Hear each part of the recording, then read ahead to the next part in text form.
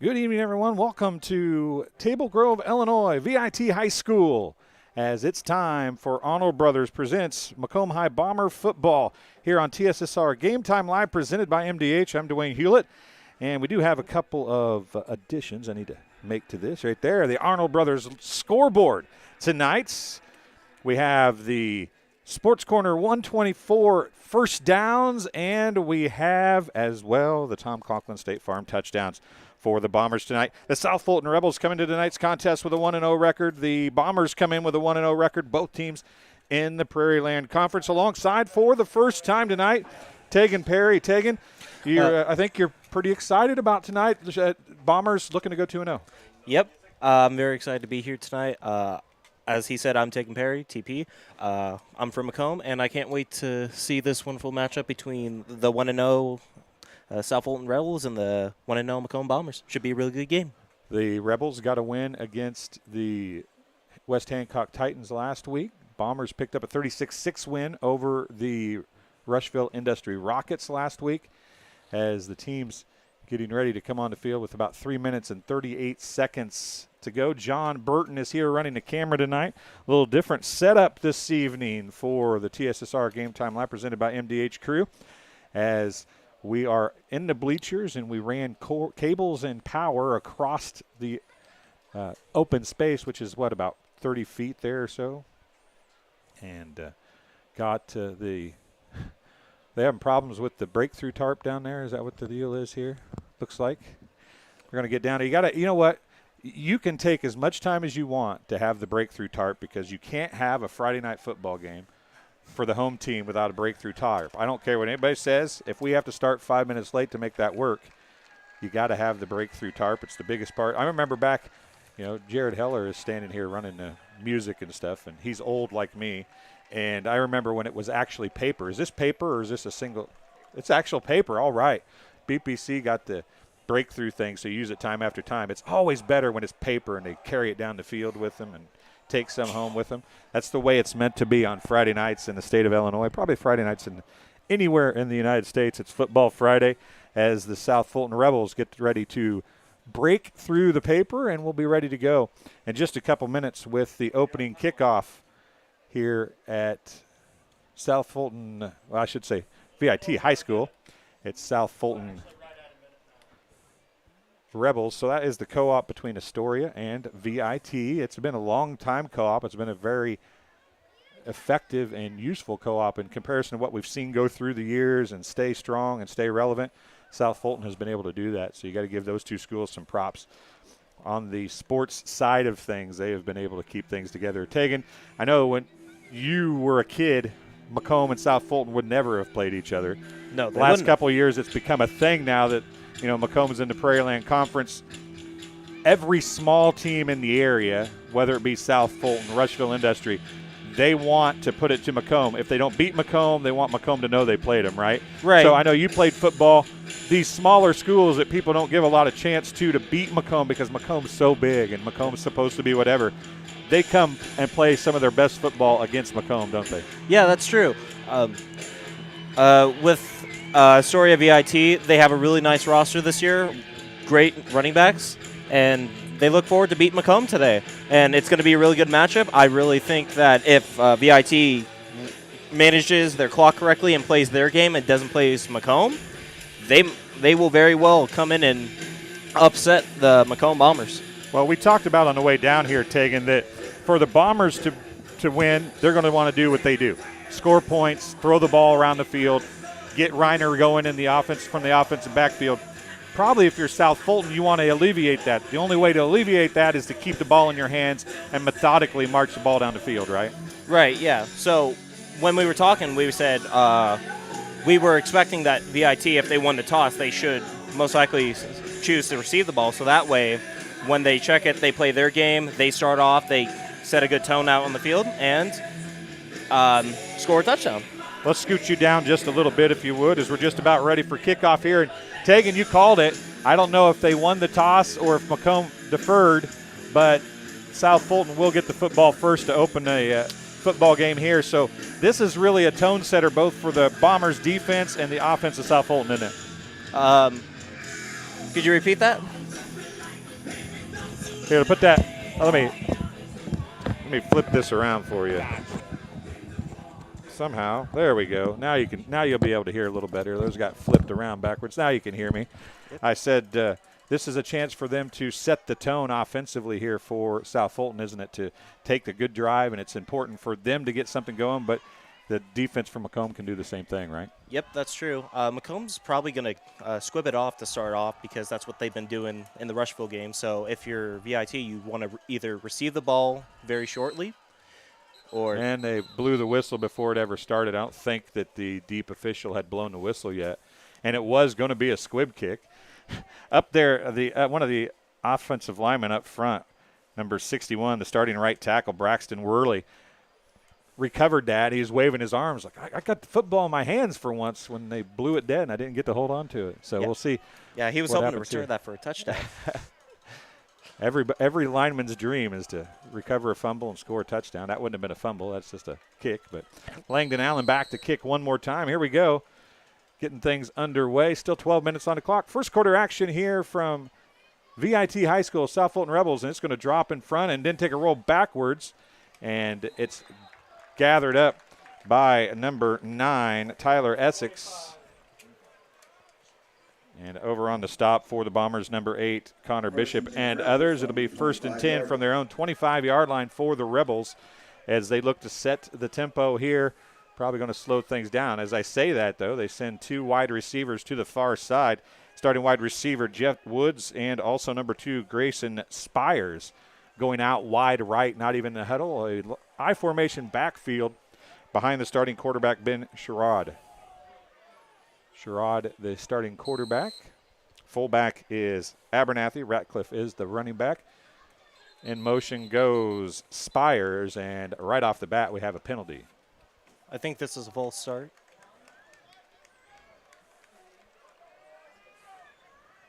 Jagan, you are correct. A false start for the Rebels, and it's first penalty 5 yards, and it's 1st and 15, trying to set the tempo offensively, and that's not what you want to do. That's true, but you never know. They might come out with a big play right here, throw it over Macomb's head, and get 20, 30-yard gain. 2 tight end sets. I-formation backfield. Sherrod's going to hand off to Abernathy. Ratcliffe, actually, excuse me. I'm sorry. Ball came out late. And the Bombers are going to come up with it on the bottom of the pile. Number 54, Ethan Ladd. As Ethan Ladd comes up with the football for the Bombers. 1st and 10. Your attention, please remove Bombers at the 25-yard line. 1st and 10. The Bombers at the Rebels' 25-yard line. Ethan Ladd's such an athlete, man. He is such an athlete. It's always fun to watch him either on the offensive line or play linebacker. And Jack Duncan and crew going to come out now as Reiner and May in the backfield. Langdon Allen on the far side. JT Jeter near side as they have 1 wide receiver each side. I-formation backfield behind Duncan as he's going to go up under center for the first snap tonight. Saw a lot of shotgun and pistol last week. Reiner on the handoff. He's going to bounce it through the middle. And I think he fumbled the football. And I think the Rebels might have just come up with it. They did. Anything you can do, I can do better. Coming up with the football, number 34, that is Avery Fawcett, I believe, that came up with the football for the Rebels. And a 4-yard gain results in a turnover, though. It's 1st and 10 Rebels at the 22-yard line. Both 21, defenses. actually. 22. They moved the sticks now. Sorry about that. Both defenses going off to a good start so far. And right up the middle, the handoff goes.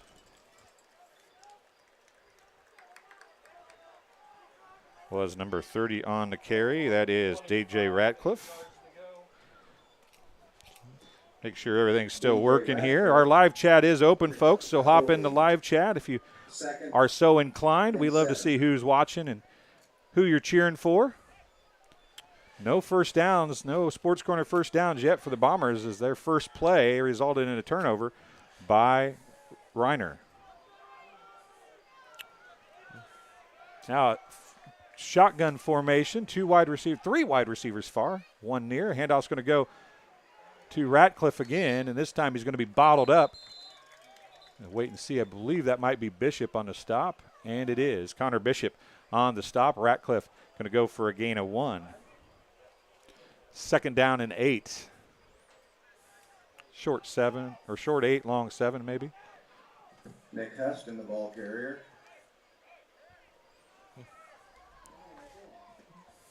What number carried that? 32 carried that, excuse me. Nick Houston. Nick Houston, the ball carrier. I saw the 3 and I stopped looking. I apologize, folks. And they're going to call a penalty. Illegal shift. Decline.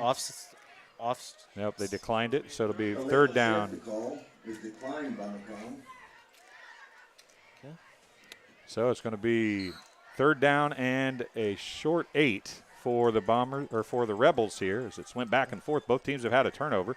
Handoff's going to go. That is. And no gain. It's back there on the stop. 34, Avery. Yep, Avery on 34. Avery Fawcett on the carry. Fawcett. Stop for a loss. It'll be Number 5, Carter Hogue on the tackle. It's going to be 4th down and 12, a loss of 4. And looks like back in punting formation is going to be the quarterback, Ben Sherrod, for the Rebels. Bomber defense getting off to a good start. That's what you expect. I know the Bombers' offense gets a lot of pub, but I think their defense is going to be their key to success as they move through the season. Sherrod's punt is nearly blocked. Ooh. They're going to poison it away. And that's going to be on the 44-yard line. And it's down by number 32, Nick Houston. ball was downed at the See where they end up marking it. About the 43-yard line technically. They aren't to the 40 yet, I don't think. be 1st and 10 Bombers. It'll be 1st and 10 Bombers, and I would imagine you probably go right back to Reiner here. Yep. Trying to get him back in the flow of things, right? Yeah, you do. Short memory with Reiner. One fumble to start off the game. That's one fumble he will forget about, and he'll break off hopefully a big game for this one. Shotgun for Duncan. One wide receiver each side, a running back to each side of him, and then off sides. He did the same thing to Rushville Industry last week on the first play, I do believe. Jack Duncan's so good at the hard count. He can fool defenses into doing it even after he's called the count. So it's going to be 1st down and 5 for the Bombers at the 48-yard line. Same formation, same set. It's May and Reiner beside Duncan in the backfield. Handoff's going to go to Reiner. He cuts it up. Inside one would-be tackler, and he's going to be brought down after a couple-yard gain. It's Houston on the tackle. Reiner's going to go for about a gain of 2. It's going to be 3rd and 10. No, it is 2nd because the first one was a penalty. So it's 2nd and about 3 or 4 yards. Yep. Bees.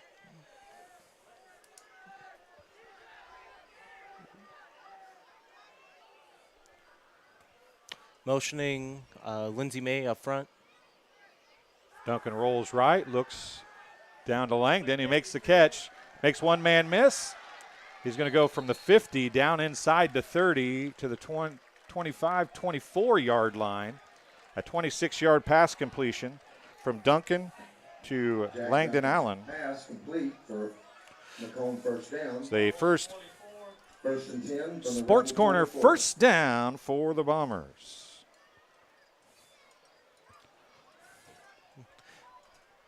Duncan now is going to be Lindsey May running off late. Yep. Okay. And too many men in the huddle, I believe.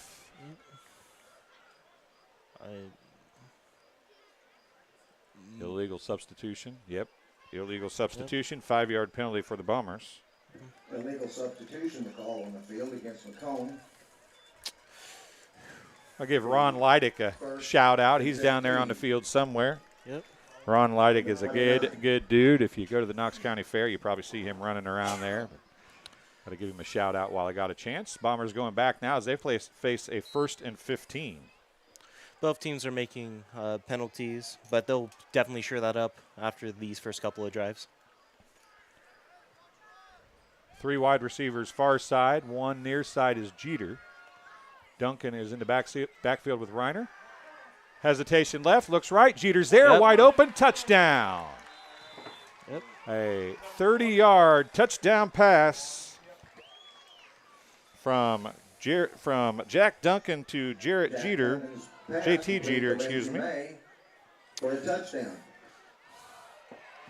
On that throw, Jack Duncan put a touch on it that just only he can do.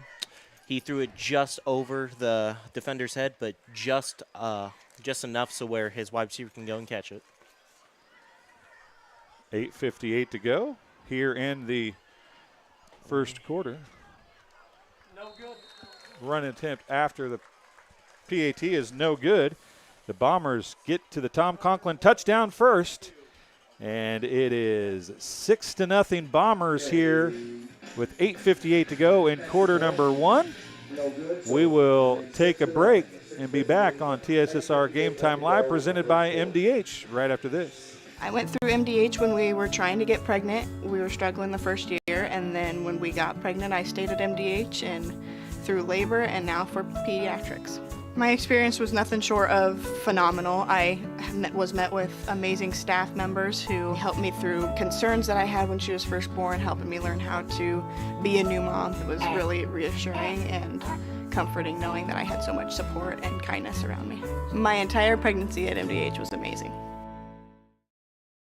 And welcome back to South Fulton, or VIT High School. South Fulton Rebels playing host to the Macomb High Bombers. You're watching Arnold Brothers heating and cooling coverage of Macomb High Bomber sports on TSSR Game Time Live, presented by MDH. It's 6-0 Bombers after the PAT run attempt failed, and it's 8:58 to go in the first quarter. Bombers lead 6-0, and they'll be on to kick off again here as South Fulton has had a fumble and a punt.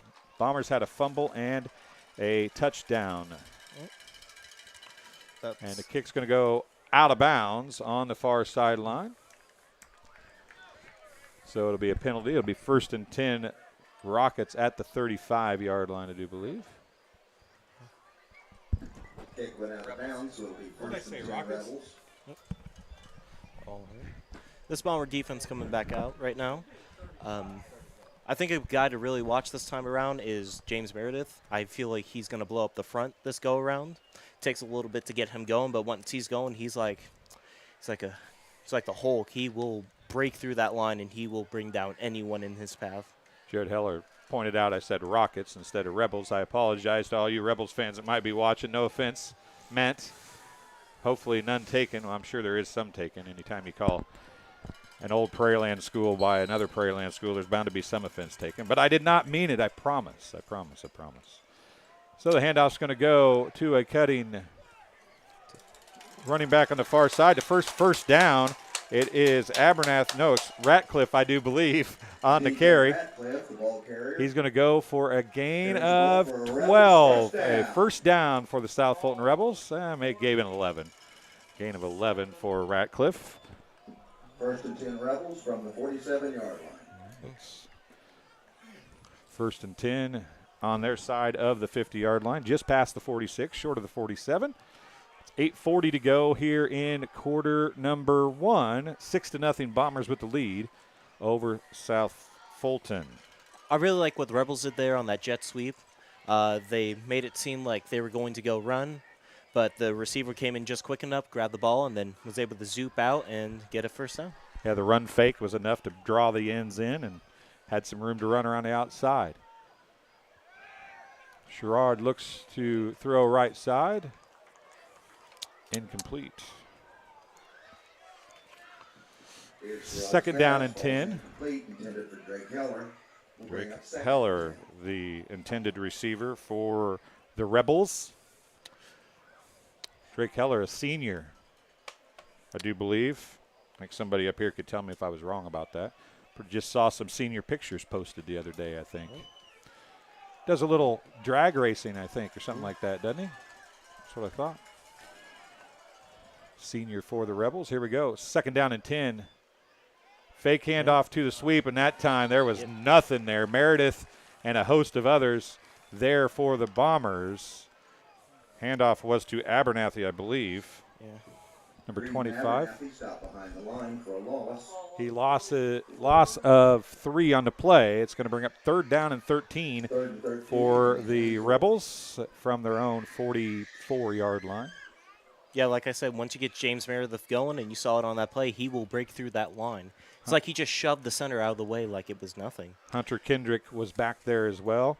That time the fake sweep tried to get the counter action back with Abernathy, and the interior lineman of the Bombers had no part of that.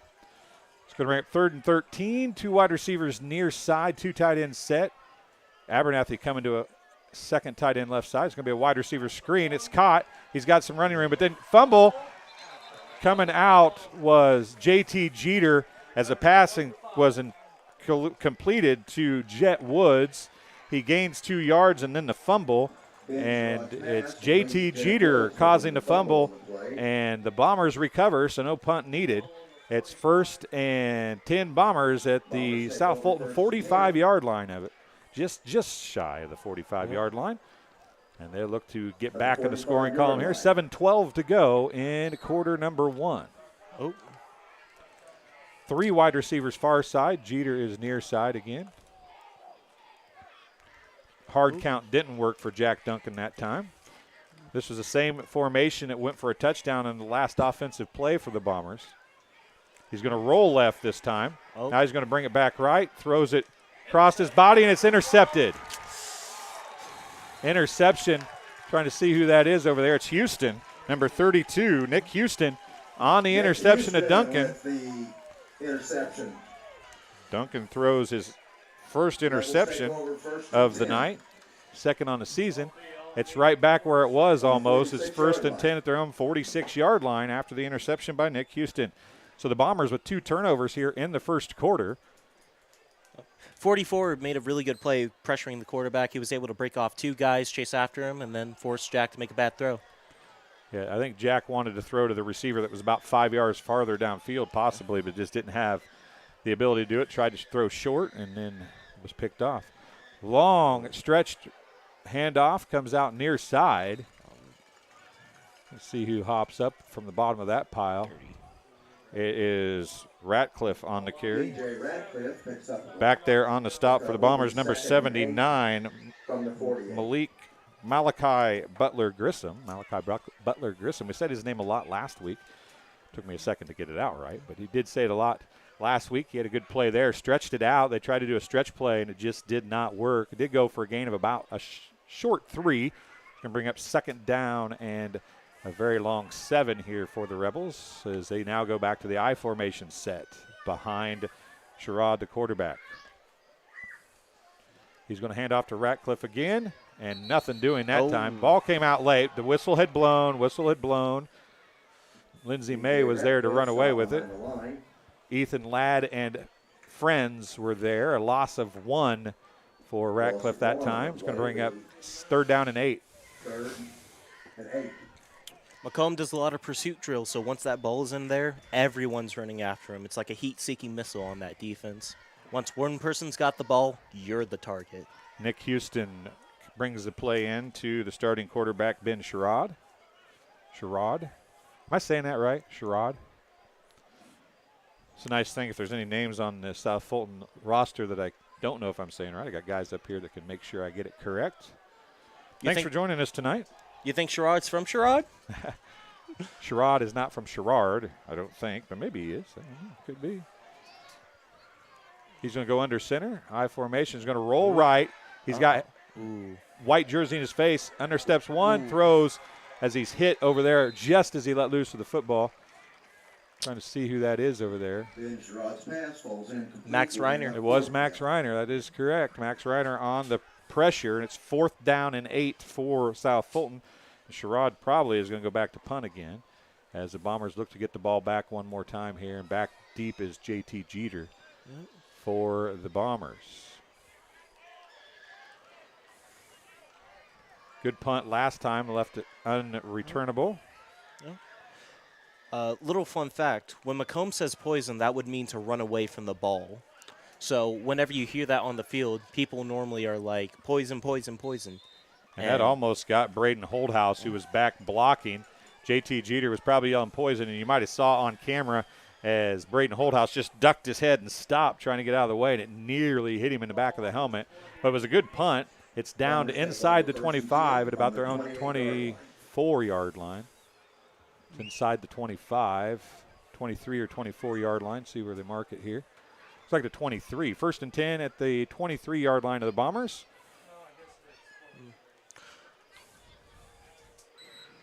Took me a second to see it as well. This angles up here are hard to see on these high school football fields when you're not up very high. It's really hard to see them. The Bombers going to hand off to Ron. Nope. That's Bishop, isn't it? Yep. Number 8. Yeah. It was Bishop on the carry. His first. He goes for a gain of 3. Yep. Connor Bishop was actually a wide receiver last year, but it seems that this year they thought that he would do better at being a running back. And from a run like that, getting a couple yards, I could see why.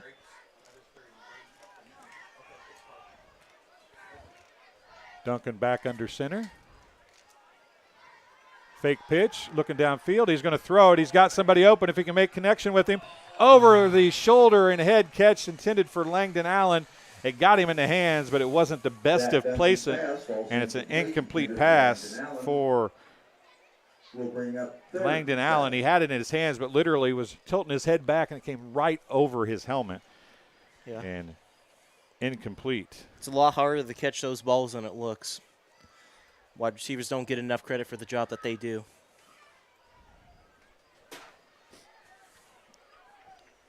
So 3rd and 7 here, and then an offsides penalty. 15 yards in penalties here in the first quarter. 4:22 to go in the opening stanza, and it's going to be a 5-yard penalty. Bring up 3rd down and 2. Flag for encroachment.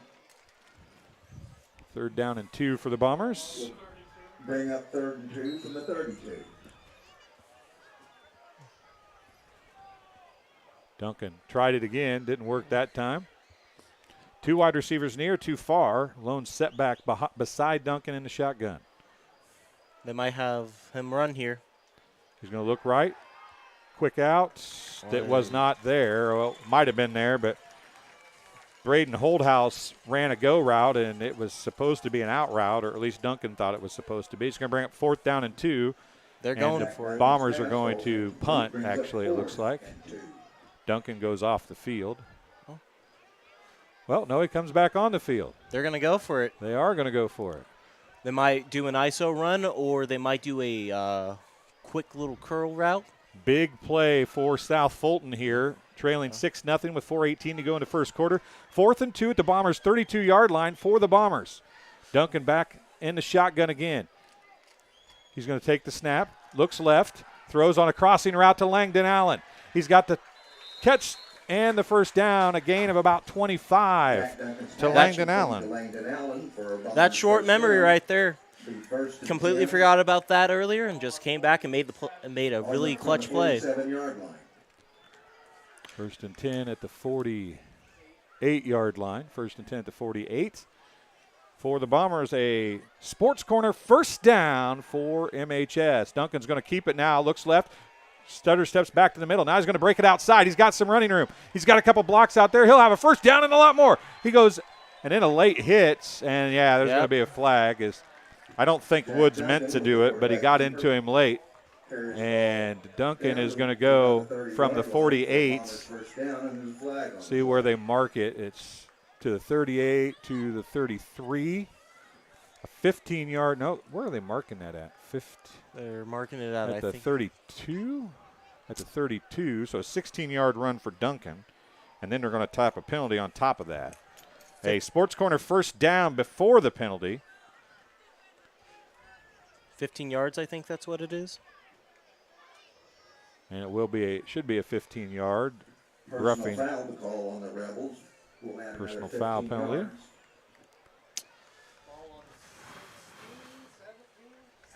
Ball on a 17-yard line. from the 17-yard line. 30 yards of penalties for South Fulton here in the first quarter. 4 minutes remain, and the Bombers are back inside the red zone at the 17-yard line. Duncan, shotgun. Handoff's going to go to Reiner. He's got tons of running room. He bounces left, and is he in? He is in. Touchdown, a 17-yard touchdown run for Max Reiner. Carries the ball in for the Bombers score. I know Max Reiner had a great run on that, but can we just talk about the hole that the offensive line made? They made it perfect, just wide enough for him to squeeze through, but not too wide for a linebacker or defender to swoop in and make the tackle. Beautiful blocking. A Tom Conklin State Farm touchdown for the Bombers with 3:52 to go in the first quarter. They're going to try a two-point conversion now. Duncan takes it from the shotgun again. Right, he's going to look. Crossing routes. He's going to keep it. Finally going to go back across the middle. It's dropped. Could have been intercepted. And the two-point conversion is no good, so with 3:52 left to go in the first quarter, Macomb 12, South Fulton nothing. This game is being brought to you by McDonough District Hospital. Thank you for voting McDonough District Hospital Rehabilitation Center as best of the best in McDonough County. Let their experienced and dedicated sports medicine and rehabilitation staff show you why MDH has been voted best of the best in 2017, 18, 19, 20, and 21. 3 convenient locations to serve you, 2 in Macomb and 1 in Bushnell. And Ron Elby Auto Sales with locations in Macomb and Augusta. And with 80 years of car sales experience, Ron Elby Auto Sales is your hometown go-to for your next car. In Macomb on East Jackson Street, stop in and talk to Justin, Jared, or Chris, or visit the www.lbsellscars.com to check out their inventory. Also, Arnold Brothers Heating and Cooling. Since 1960, Arnold Brothers Heating and Cooling has provided the greater Macomb area with expert sales, service, and installation of quality home comfort systems.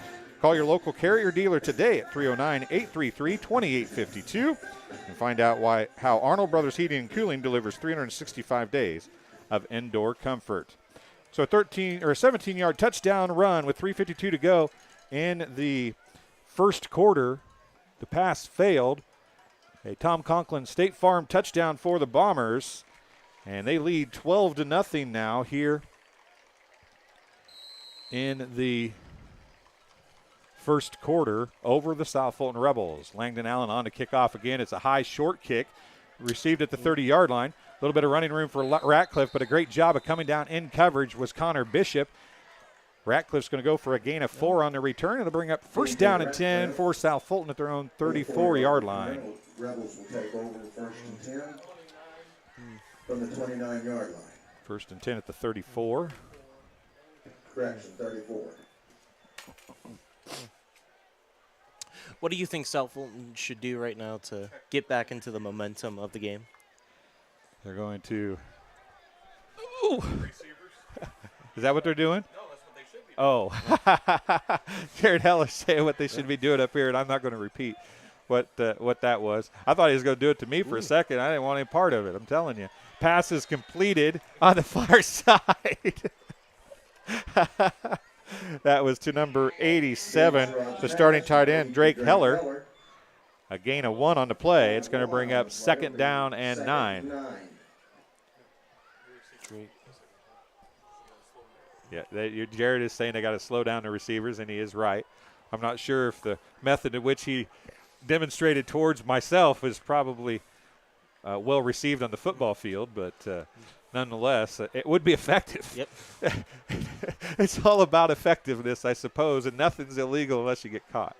So I would not teach my players to do that, but yeah, Jared says that's why he doesn't coach.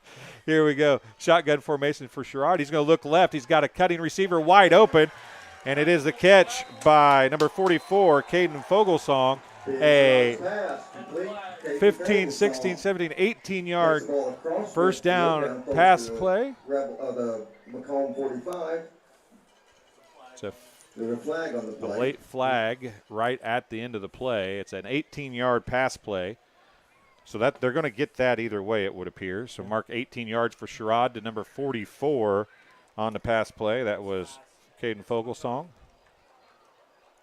That was a great catch by Caden and an even greater throw by the quarterback. They call a face mask on the Bombers. It's a 5-yard variety. Their second penalty, 10 yards total. 2:47 to go here in the first quarter. They're 1st and 10. The Rebels in Bomber territory for the first time now at the 42-yard line. 1st and 10 is the penalty. They're going to take a timeout. Somebody is going to be on the Bombers. A Bombers timeout here at the as they take their first timeout. So 2:47 left to go in the first quarter. And it's 12-0 with 2:47 to go. We'll take a break as well and be back here on TSSR Game Time Live, presented by MDH right after this. Get dinner to the table quickly, no matter how busy your day's been. True Convection Cooking uses a fan to distribute hot air evenly and cook food faster. So dinner is ready when they are. True Convection Cooking, brought to you by Whirlpool.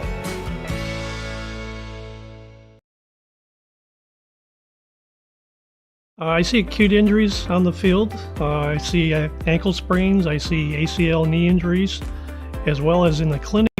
It's very rewarding to see them from on-the-field injury to rehab to transition back to their event. All right, welcome back to VIT High School. South Fulton Rebels playing host to the Macomb High Bombers as Arnold Brothers Heating and Cooling brings Bombers sports to you all year long here on TSSR Game Time Live, presented by MDH. Taryn, I'll tell you what, it's what do you think? I think that both teams done really great so far. It's been a pretty good football game. Some turnovers, which either team wants to see. But the Bombers have been able to score a couple touchdowns. But for the first time tonight, it's 1st and 10 at the 42. The South Fulton Rebels in Bomber territory. Sherrod back to throw. He's got trouble, and he's going to be brought down. Good effort back there. I think that's number 5.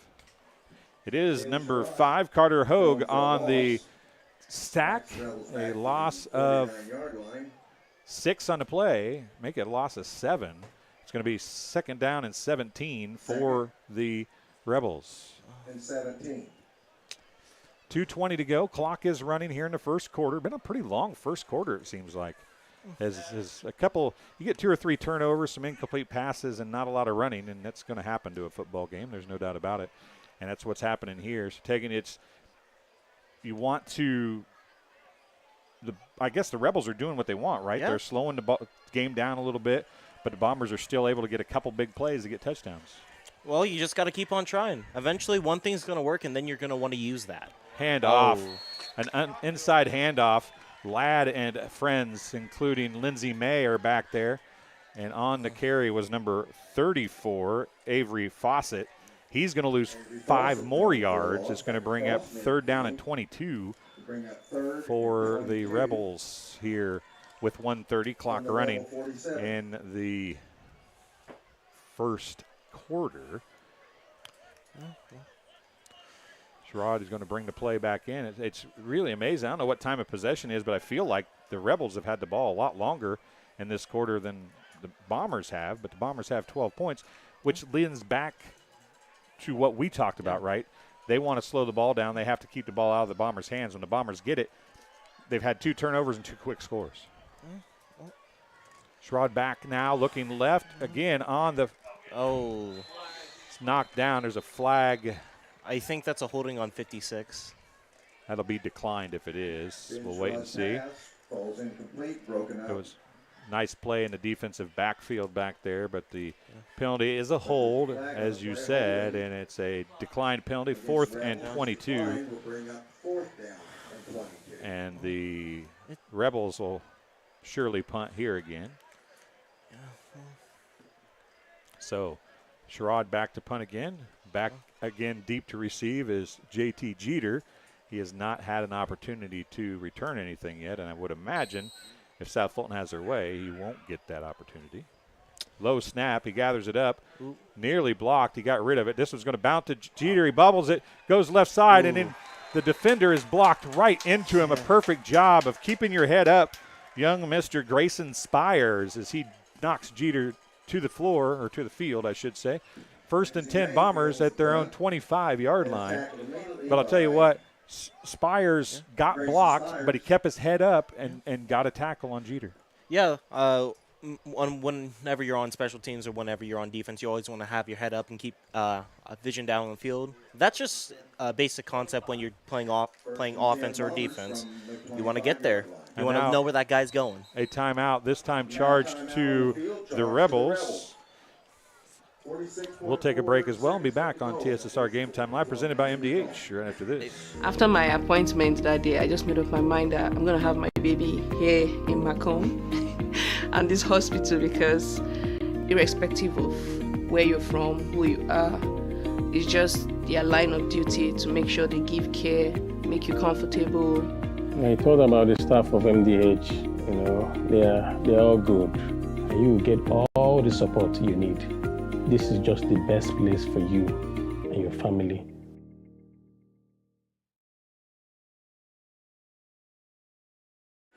Welcome back to South Fulton as the Rebels playing host to the Bombers here on TSSR Game Time Live, presented by MDH. Of course, the Arnold Brothers Heating and Cooling will be presenting Bomber Sports all season long as we get ready to go here from 1st and 10 at their own 25-yard line. Both teams have used one timeout now. Feel like if you're Macomb, you still want to keep on running the ball, and that's what they do right here. Max Reiner. Oh, there's a flag on the play. That might be holding on the Bombers. Reiner goes for no gain on the play. Max Reiner, no gain on the play, but there is a flag. See what they call here. It is a hold. They will send them back, and it's going to be actually a 12-yard or 11-yard penalty because the flag flew 1 yard behind the line of scrimmage, so it should bring up 2nd and 21. We'll see where they actually mark the ball finally, though. They gave it 10-yard penalty. First and 20. 21. Harked out by Jack. Didn't work. 3 wide receivers near, 1 far, and now the offense all win except for the offensive line. Every receiver moved for the Bombers. Another 5-yard penalty. 15 yards in penalties here. On the Bombers. And I don't think that's a declinable penalty, so that'll make it 1st and 25 from the 10-yard line. Short memory, that's all you. 1st and 25. Got to forget those penalties and move down the field. They might throw here. Here's the same formation. Let's hope they don't have the same result if you're a Bomber fan. It's a quick snap that time. Down the middle of the field. Pass is intended for Langdon Allen. Falls incomplete. Looks like Jaden Jones was wide open in the slot position over here. I wonder why Jaden hasn't been thrown to that much this game so far. Yeah, he was big on the shovel pass last week against Rushville Industry. I would imagine that's because Coach Horrell and the staff see something that they don't like that against South Fulton. It worked well against Rushville Industry, though. Same formation, 1 wide receiver near side or far side, and there is a ton of space. A great job of coming up and making a tackle, though, by Woods out there. I believe who's that is. It is number 1, Woods. So that's a 10-yard gain. 15 yards to go there. They can make that up in 91 yards passing. 3rd down and 15. Brandon Holdhouse on the reception. From the 31.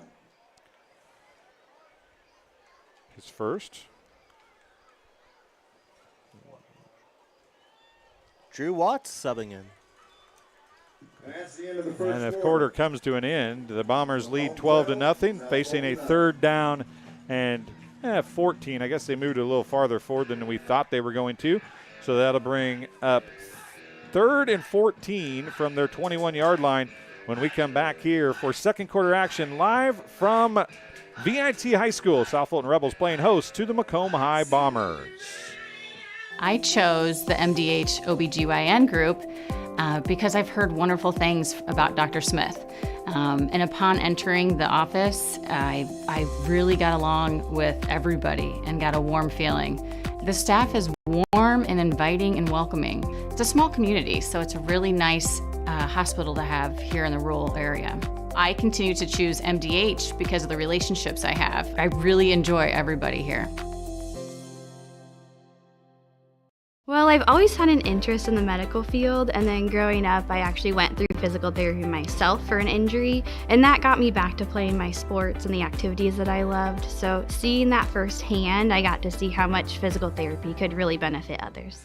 And welcome back to VIT High School as Arnold Brothers Heating and Cooling present Bomber Sports on TSSR Game Time Live, presented by MDH. I want to thank McDonough District Hospital for coming back on board again, and want to thank Arnold Brothers Heating and Cooling for coming on board for the first time this year. 3rd and 14 for the Bombers, deep in their own territory from their own 21-yard line.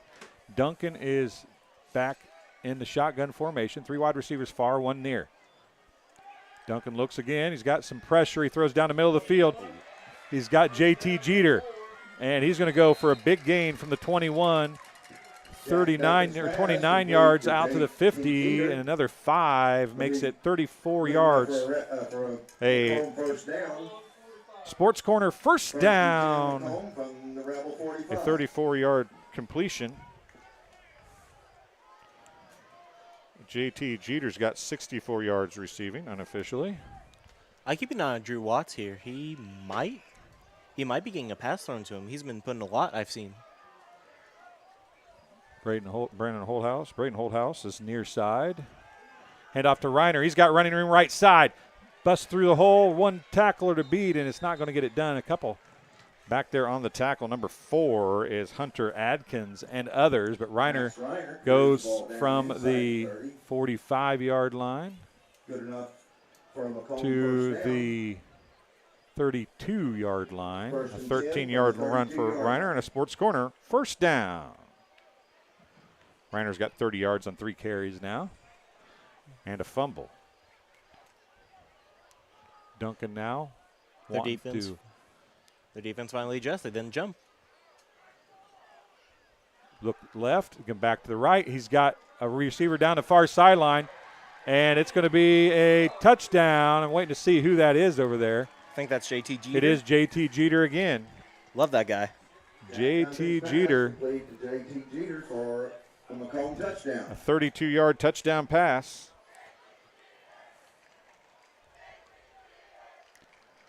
You can hear Macomb's sideline right now. A Tom Conklin State Farm touchdown for the Bombers. And they'll go for 2 again. 96 yards receiving for Jeter. 11:02 to go here in the first half. Handoff goes to Reiner, and he's in. Max Reiner in for the 2-point conversion with 11:02 left to go in the first half. So a 32-yard pass from Duncan to Jeter. Run good by Reiner. And the Bombers' lead is increasing quickly as it's 20-0. Bombers here in the first half. 11:02 to go in quarter number 2. This game being brought to you by the Old Dairy, located at 210 South Lafayette Street in Macomb. Serving soup, salad, sandwiches, homemade dessert, Blue Bunny ice cream, and a full-service coffee bar. Breakfast served all day, and they have free Wi-Fi. Visit them online at www.olddairymacomb.com. Call 309-837-6700 for your takeout.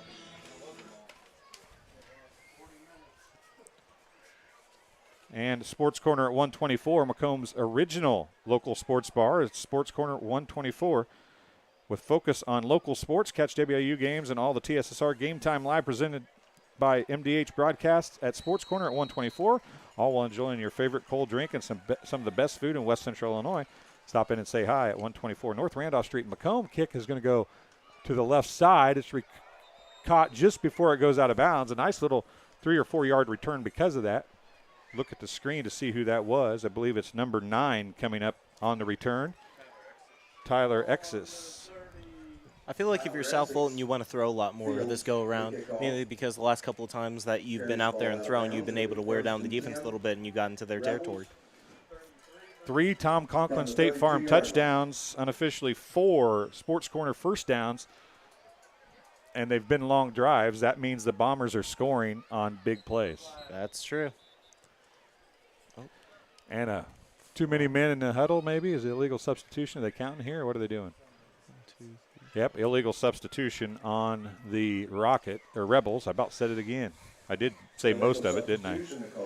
They're too close together. They're like one letter less, and they start the same and end the same.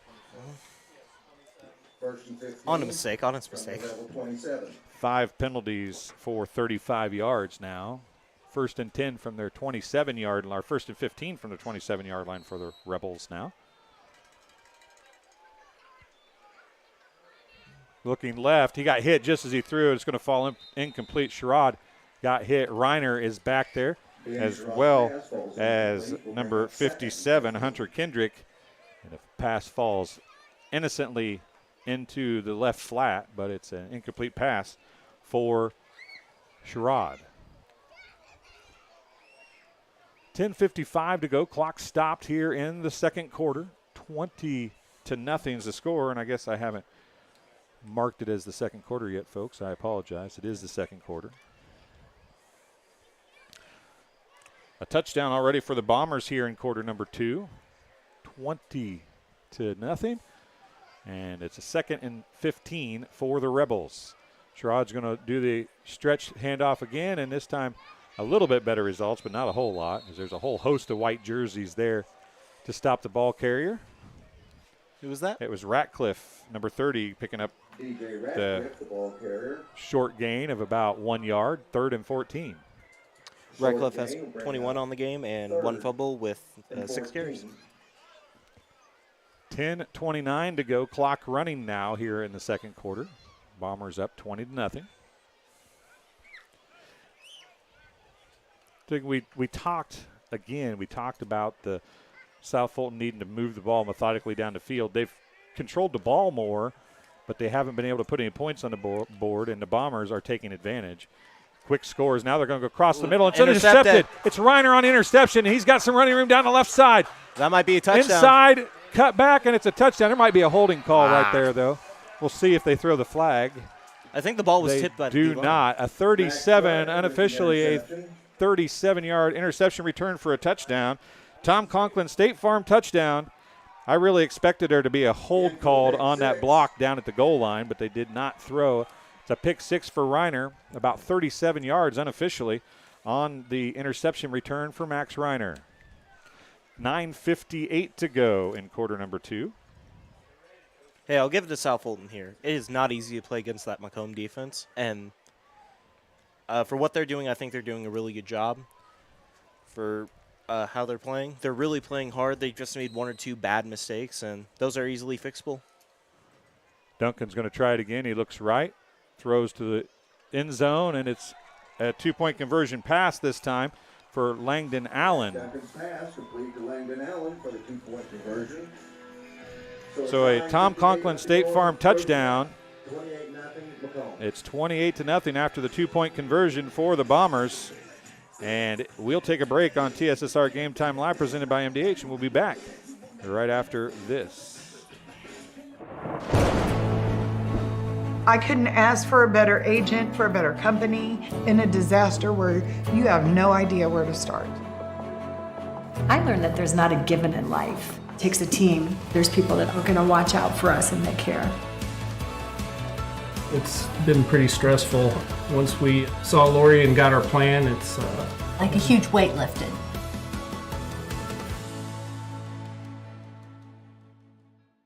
And welcome back to VIT High School as Arnold Brothers Heating and Cooling brings Macomb Bomber Sports here on TSSR Game Time Live presented by MDH.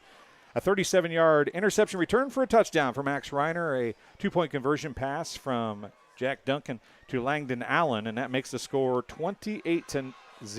Bombers with the lead. Wow, you can really hear Macomb's sideline. Good student section over on the far sideline for the Bombers. We'll see if we can't get John. And a short kick, and man, you have to catch that because it's a turnover if you don't, but he got blasted over there. He could have fair catched it. It was number 44 on the catch for Kickoff is down, just It was Fogelsong on the kickoff return.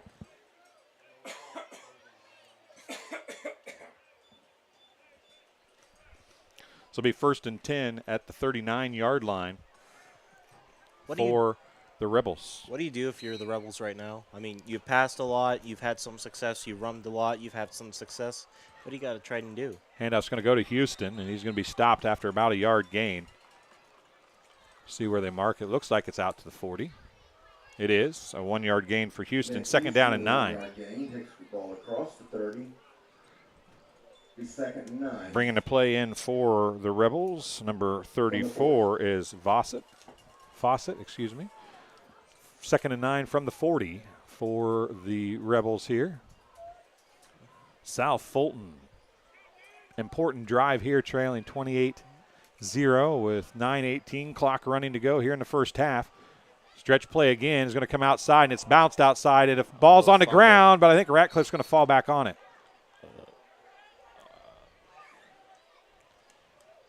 Was Ratcliffe. Ladd was there. Knocked it out, but it fell right underneath where Ratcliffe ended up falling. He loses 5 on the carry. It's going to bring up 3rd down and 14.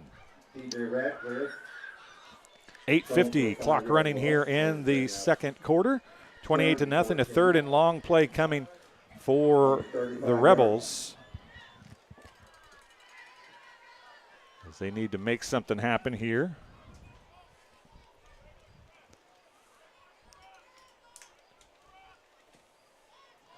I'll say for the South Fulton offensive line, they've been keeping the parts. I probably made that not work for you again. Yeah, that works. But the South Fulton offensive line has been keeping their blocks, and that's And a delay of game penalty coming now, I do believe. The back judge threw that, so that's generally a delay of game, and it is. Delay of game on South Fulton.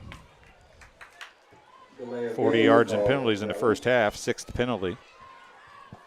8:16 remaining in the first half, 28-0 is the score.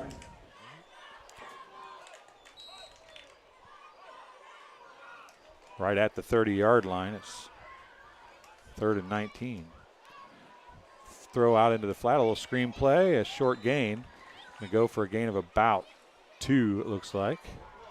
Malachi was on the tackle on there. He was on the offensive. Fogelsong again on the tackle, or on the catch. I was going to say. No, go ahead. Go ahead. Malachi was there on the tackle, and that was a pass play. He got from his defensive end tackle position, got out there in coverage. It was a good play for sure. On the 32-yard line.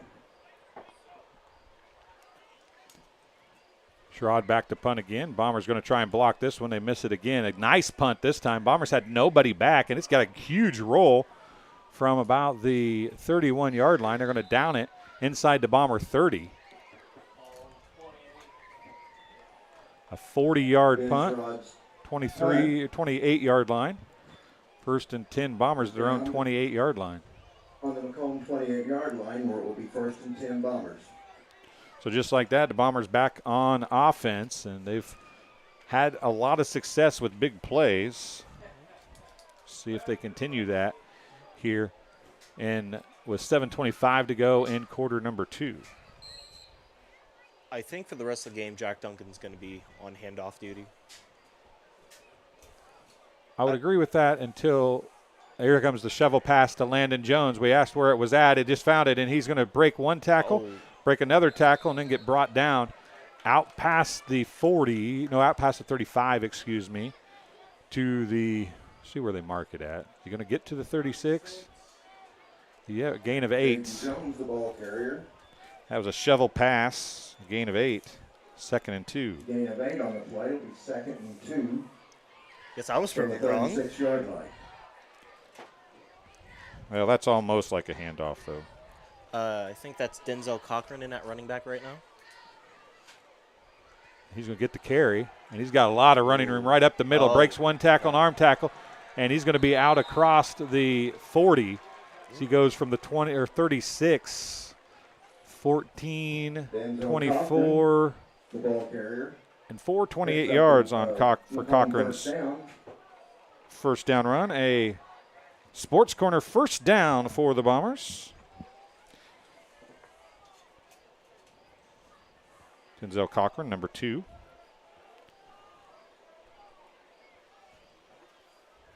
And I was going to go back to him again. He's going to bounce it right side. He's got a ton of running room. A shimmy and a shake. Another Sports Corner first down, this time from the 37. 37 from 36. He's down inside the 20. He's got at least 16. We'll see where they mark it. Well, it's outside the 20, I guess, where they marked it. 21-yard line. So a 15-yard gain for Cochran that time. From the 21. 39 yards on 2 carries for Cochran now. Duncan going to hand off to Cochran again, right side this time. Some more running room. Breaks one tackle and gets pushed out of bounds. Going to be short of a Sports Corner first down. See where they mark it at. It's clear over on the far side of the field from us. You can see it well on our camera ran by John Burton tonight. But it's going to be a 6-yard gain for Cochran. 2nd down and 4. Cochran, the ball carrier, picks up 6. 2nd and 4 from the 15-yard line. Well, right about the 15-yard line. Duncan now is going to look left, throws the corner. He's got Langdon Allen open. Touchdown. 15-yard touchdown pass from Duncan to Allen. It's a Tom Conklin State Farm touchdown. Bombers, 15 yards. Langdon Allen gets his 3rd reception of the night, his first touchdown. It's 66 yards for him. 181 yards passing for Duncan unofficially. And it's a Tom Conklin State Farm touchdown. They're going to go for the 2-point conversion. Denzel Cochran on the run. It looks like he might have got stopped short. He is not in, so it is a 6-point swing for the Bombers as they now lead 34-0 in the first half here, as we have 5:32 remaining in the first half. The Bombers lead 34-0. We'll take a break and be back on TSSR Game Time Live, presented by MDH, right after this. After my appointment that day, I just made up my mind that I'm going to have my baby here in Macomb and this hospital, because irrespective of where you're from, who you are, it's just their line of duty to make sure they give care, make you comfortable. I told about the staff of MDH. You know, they're all good. And you will get all the support you need. This is just the best place for you and your family. I see acute injuries on the field. I see ankle sprains. I see ACL knee injuries, as well as in the clinic. It's very rewarding to see them from on-the-field injury to rehab to transition back to their event. Welcome back to VIT High School as Arnold Brothers Heating and Cooling presents Bombers football tonight here on TSSR Game Time Live, presented by MDH. 160 yards, 181 yards passing on 10 attempts, 1 interception, 1 incompletion for Jack Duncan. 8 for 10, an interception, and 4 touchdowns, I think. I'll have to look back at that as the kickoff is going to go out to the 30-yard line. See who comes up with the football there. Ball's placed on Ball's the on 30-yard 30. Couldn't line. see who the ball carrier First was and 10. there. We 1st and 10 Rebels at their own 30-yard line. They trail 34-0 here. 5:24 to go in the second quarter. It's been all Bombers offensively, and the defense has been equally as effective. Yeah, I mean, if you're South Fulton, just have fun at this point. Go around, play schoolyard football. Have fun. It's supposed to be football. It's Friday night. Do your thing. So here we go. Sherrod back in the shotgun formation again. It's a long snap. He's going to throw it near side. He's got a open receiver, was number 44, Fogelsong. Went off his hand, incomplete, and it's 2nd and 10 for the Rebels. You know what? I got to give South Fulton credit. VIT High School, South Fulton, whatever. They play the best music before the game, as any school we go to. Jared's standing here, so he's the one playing it, but he's got good taste. Anytime you can play 80s rock, hairband music and stuff like that, it's a fantastic night at a football game. As someone that's come from a later generation, I can still respect that, but I'm sorry, you can't get any better than some good old rap music. To Fogelsong again is incomplete. It's 3rd and 10. Give credit to Fulgerson. He's been getting open. Fogelsong has been open. That is for sure. He's had opportunities, and they were able to make the connection the first few times, but as the half goes along, the only thing I see as a problem here if you're South Fulton is I know you need to throw to get back in the game or try to get back in the game. It's not halftime yet, but at the same time that stops the clock, and it gives the Bombers more possessions throughout the game every time you stop it. Now they face a 3rd and 10 from their own 30-yard line. Well, when you're in a situation like this, there's not really much you can do. You can throw, you can run, you can do anything. There's no right or wrong answer when you're in this situation. You just got to do what you think is the best. And if the coach trusts his quarterback enough to make the throw, and they're going to take a timeout because there was, you might have heard the scoreboard operator or announcer saying it was close to a delay a game again, and they were very close to it. They take the timeout.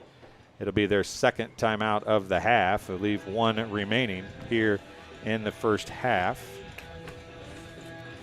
This game is being brought to you by Tom Conklin State Farm, face-to-face, over the phone, by email, or by text. You choose how you do business with Tom Conklin State Farm. You can reach them at 309-837-1200 or visit them online at www.macombsf.com.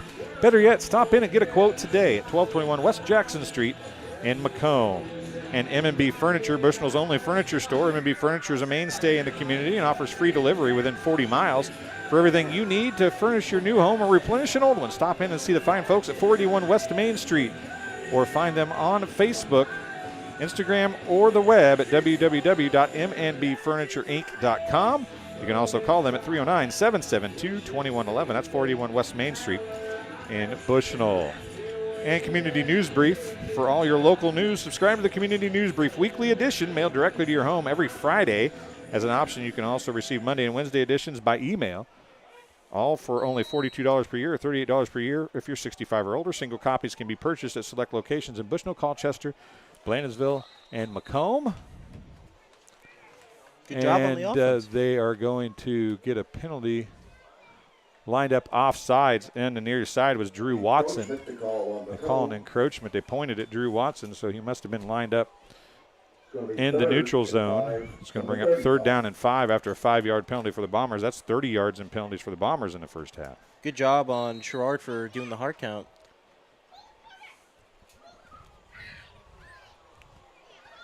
So much more manageable 3rd down here if you're South Fulton.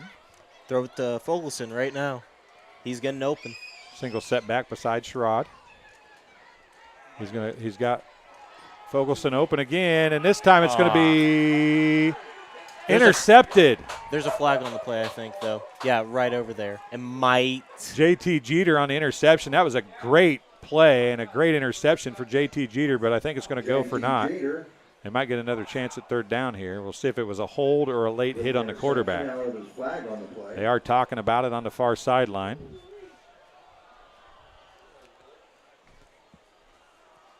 Still talking about it over there. It's on the sideline over there, so I'm thinking it might be a defensive hold. Might be a sideline violation, too. We'll see what the official says here.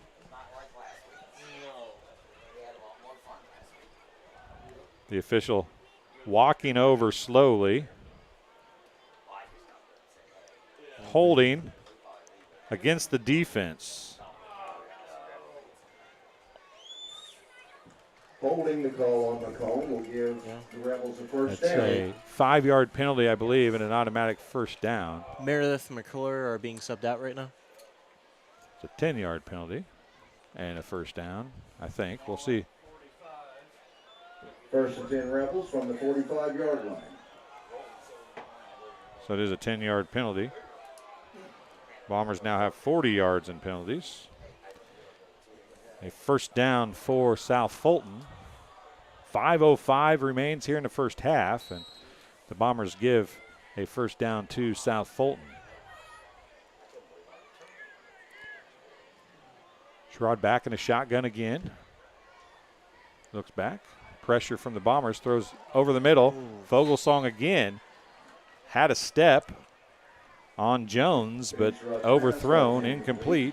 5 minutes remaining. 2nd and 10 at the Rebels' 45-yard line.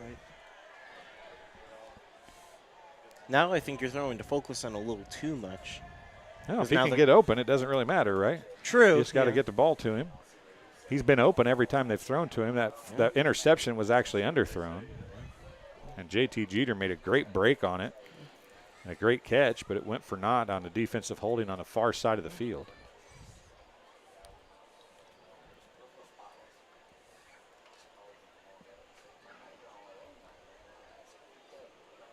So it's going to be 2 setbacks beside Sherrod now. Nope, Ratcliffe is going to go far side.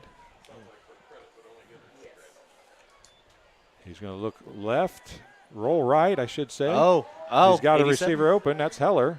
It's incomplete, underthrown. It's 3rd down and 10. Ben Sherrod's pass falls incomplete, intended for Greg Heller. Will bring up 3rd and 10. I didn't know Drake was that fast, knowing his dad. Oh, sorry about that.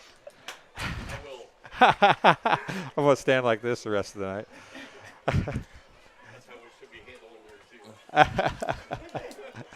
Oh, my goodness. Come on, Had the South Fulton Rebels have had some open receivers. A little bit of trouble finding them with the football, but they have been open. Sherrod's going to try it again.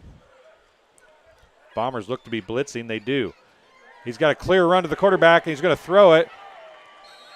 He might have gotten rid of it. There was a receiver in the area. They're going to say he was down. Or are they going to say he was down? I think he got the ball off in time, yeah.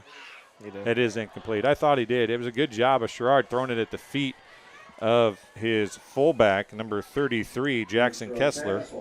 Not many people can take a hit and still throw the ball like that. Ladd came through untouched around the right, offensive left, defensive right, and put a lick on Sherrod. But Sherrod was able to keep his wits about him, throw it at the feet of Kessler, and get the incompletion. It's 4th down and 10, much more manageable than the 4th and 20 it would have been had he took a sack. Yep. And there's a receiver on the near side, unattended. Holdhouse doesn't see him. There's somebody out there. They're going to throw it to him. He's got wide open receiver. It's Vogelsong, and it's going to be tracked down by Bishop, I believe. We saw him up here all the way from the 45-yard line. There might have been some miscommunication on the defense. Oh, he was kind of hiding on the sideline all the way down inside the 25 to about the 23-yard line. That was a gain of how many for Fulton?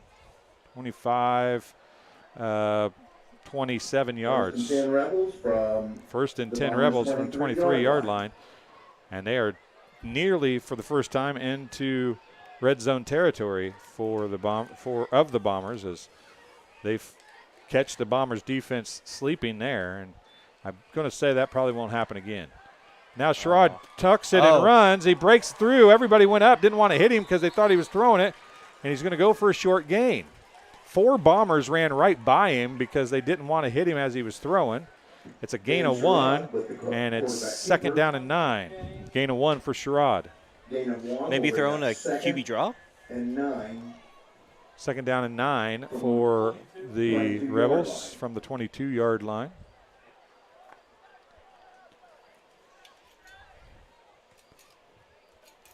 $34-0. Bombers with the lead. 3:58 to go. Clock is running here in the first half. And they are doing what we expected. They're taking about as much time as they can take here. And there goes the hand waving by the official. Ball is dropped by Sherrod, and then somebody comes in and just lays a lick on him. Yep, Macomb got it. It was the Bombers coming up with it. Not sure who came up with it. I think that was Ethan Ladd. They'll take over Or we'll watch the replay as it comes back across YouTube here. It was dropped. It was number 64. It was number 64 coming up with it. That is Brandon Sprinkle picking up the fumble recovery for the Bombers. 1st and 10 at their own 22-yard line. Jack Duncan back in the shotgun. Handoff's going to go to Cochran again. He bounces outside. He's going to be dropped in the backfield this time. Good pursuit for the Rebels. I believe Heller on the stop there. Was Drake Heller. A loss of 3, 2nd down and 13. The 2nd and 13 on the 19-yard line. 2nd and 13, ball on the 19 of the Bombers now as Duncan from the shotgun again. He's going to look to throw. He's got a wide open receiver across the middle, and he's got a ton of running room. It's Langdon Allen from the 19-yard line. Can he make one person miss? Oh, what an open field tackle. A great open field tackle by Grayson Spires prevents a touchdown as Langdon Allen goes all the way down inside the 30. He dived at them pretty well, went straight for his ankles. 52-yard completion to Langdon Allen. A Sports Corner first down for the Bombers. 138 yards receiving for Langdon Allen.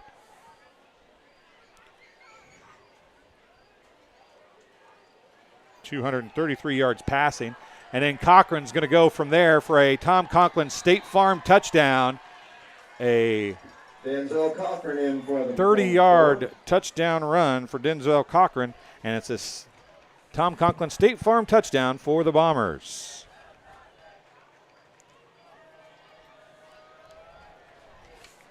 So 2:40 to go here in the first half. The Bombers on a 30-yard touchdown run by Cochran. Handoff's going to go back to Cochran again. He breaks one tackle in the backfield, can't break the other one. Nice stop in the backfield, number 25, Creedon Abernathy. Run no good, but the Bombers get to 40-0 here with 2:40 to go in the second quarter. The Bombers lead over South Fulton. We'll take a break and be back on TSSR Game Time Live, presented by MDH, right after this. Get dinner to the table quickly, no matter how busy your day's been. True convection cooking uses a fan to distribute hot air evenly and cook food faster. So dinner is ready when they are. True Convection Cooking, brought to you by Whirlpool.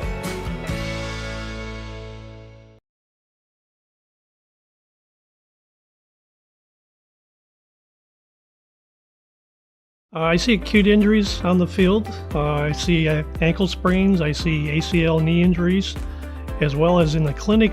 It's very rewarding to see them from on-the-field injury to rehab to transition back to their event.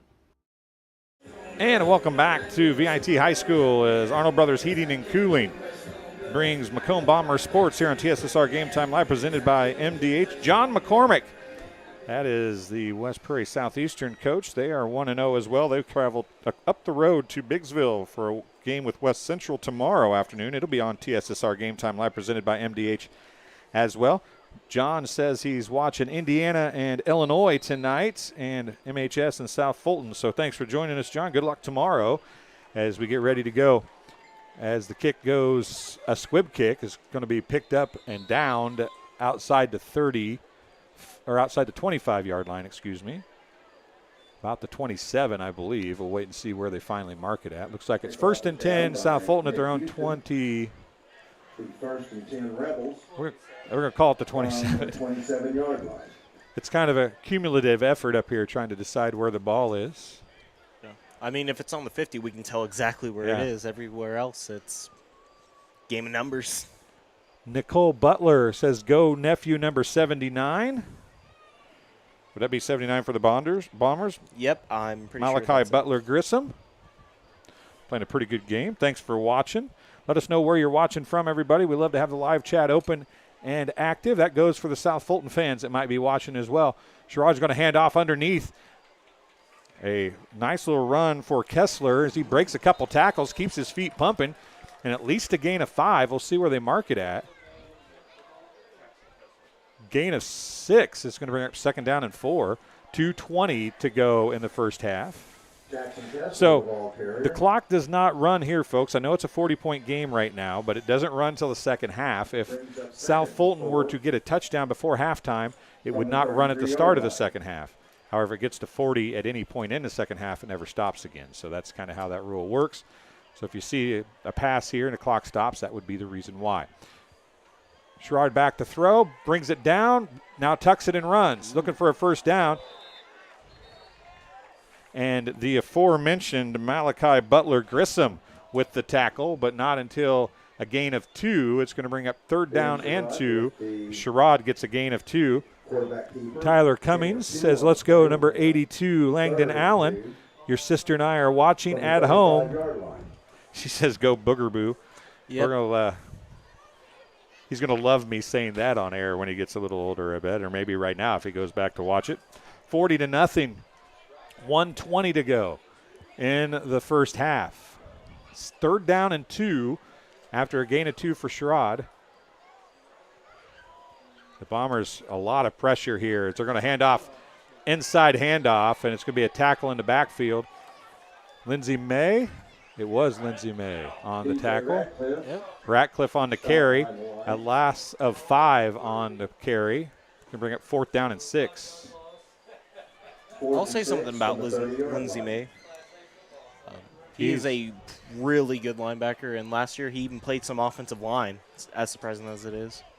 He's got a lot of heart. He's one of those kids, right? Plays with a lot of heart.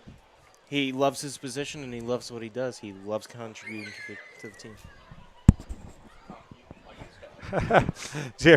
Jared says he's cocky like his dad. Jared Heller said, and I'm not going to say that is a compliment. We'll say it's a compliment. I'm sure Lindsey, if Lindsey is not watching this, he's going to be watching it. So I'm sure that Lindsey, dad of the dad variety, may give both of us a message here a little bit later. Penalty marker is it's offsides, lined up in a neutral zone by the Bombers. It's going to bring up 4th down and 1. As the Bombers get another penalty, it's 45 yards in penalties in the first half. We'll bring up 4th and 1 from the 35. Got some Bomber alumni watching as well. Kendon alone. How many of the home games are at VIT? I don't know. How many home games do you guys have this year? 4? 4 home games this year. Fall started on, I think, 90. And give one, take one. It's going to be 4th down and 6 now after the 5-yard penalty. And we're going to talk about the new track. It's an all-weather track being put in here at South Fulton High School. We've got 1 or 2 people up here to talk to us about it. Just got one person up here to talk to. We'll do that at halftime as we're approaching the halfway point. It's 4th and 6. And that ball's kind of scooted on 5-yard penalties. And then Sherrod's going to get hit, a fumble, and it's going to be recovered by – clock is stopped. It's a turnover on downs either way, but it was recovered by number 33 Kessler. But it is a turnover on downs either way. Sherrod's going to lose a lot on that play from the 32. Sherrod loses 13 yards. 13-yard loss for Sherrod on the carry. 1st and 10 Bombers with 7.9 seconds remaining in the first half. Dustin Thornton from the class of 2011 played for the Bombers and having family that lives in Vermont. Always wanted to play against South Fulton, watching from Galesburg. That's the cool thing about these games now is these are games that we never ever thought we'd see really in football again, and it's good to see them back. And the Bombers are going to take a knee, and that's how the first half's going to end. The Bombers are going to lead 40-0. That'll get a running clock throughout the whole second half. I think all the Rebels games are here at VIT, right? All the Rebels games are here at VIT. Just for everybody that's had a couple questions from Kendon Elone. I hope I'm saying that right, Kendon. I apologize if I'm not. But thanks, everybody, for hopping in the live chat. We'll talk to you guys all second half if you want to. Clock will be running the entire second half. We'll take a break here on TSSR Game Time Live presented by MDH, and we'll be back in just a couple minutes as we want to talk about the awesome new all-weather track that's going in here at VIT High School. We'll be back right after this. After my appointment that day, I just made up my mind that I'm going to have my baby here in Macomb and this hospital, because irrespective of where you're from, who you are, it's just their line of duty to make sure they give care, make you comfortable. I thought about the staff of MDH. They're all good. And you will get all the support you need. This is just the best place for you and your family.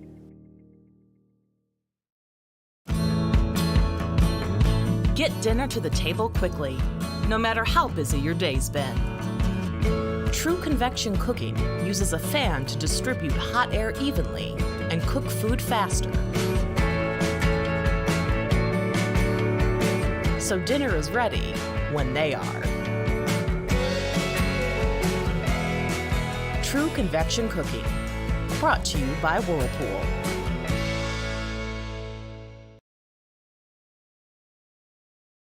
I chose the MDH OBGYN group because I've heard wonderful things about Dr. Smith. And upon entering the office, I really got along with everybody and got a warm feeling. The staff is warm and inviting and welcoming. It's a small community, so it's a really nice hospital to have here in the rural area. I continue to choose MDH because of the relationships I have. I really enjoy everybody here. And welcome back to VIT High School. As you can watch the dance team in the background, and while they're out there dancing, we'll stay in here and talk to Lindy France, a teacher at VIT, a mom, which is probably most important, right? Yes. And one of the spearheads with Becca Fogelsong to get an all-weather track here at South Fulton. What was the thought process behind starting that? That's a huge undertaking. It was. So Becca and I are just two moms that have kids that love to run. And if you saw the conditions a year ago, our kids were running in potholes and the cinders were gone, and we just decided we wanted to do something. And the board, the VIT board, embraced us and said, hey, go with it. And we have. And it's just been a slow process. We have our first phase done, which is the asphalt, and we're working to finish raising money for phase 1 and start on phase 2, which will be the all-weather material that goes on top of it. So you got the asphalt. Yep. I'm sure the all-weather track, part of it, the top is next. Then there's probably a ton of fencing, right? That's exactly it. Is that phase 3 or is that part of phase 3? That's Phase 3 is fencing, and our hope is that in the next 5 years we can have a meet here and host a track meet. So is this an 8-lane track or 6-lane? It's a 6-lane track. Okay. Yep. So it's a little narrower, but it's a big. How much? When you guys started this, Yep. I mean, Table Grove, Vermont, Yep. IPAVA, great tradition of supporting themselves, but not a lot of people here No. to ask for multi-million dollars, I would imagine. Yes, and I have to tell you, our communities have come out with just such support, and we had a fundraiser tonight and raised $3,000, and everything that we had was donated. Is there any meat left? There is. There is? We're actually feeding both football teams and coaches and If refs. you want to sell some, I would buy some You know afterwards. what? It is up in the foods room. We have it. Okay. I wanted to get here in time to eat, but I forgot something at home. I had to run back, so I was late getting here. Yep. But tell us about, it was somebody cooked the meat tonight? So, again, talking about that sense of community and family, Aaron Bucher, who actually works at our school, graduated from Astoria, said, hey, I'll cook the meat. It was donated by Black Gold Cattle Ranch, which is a great supporter of the track in IPAVA. And our little haunted house in Table Grove, they donated the chips. Our insurance company donated the soda, and then people just kept bringing us cookies all day.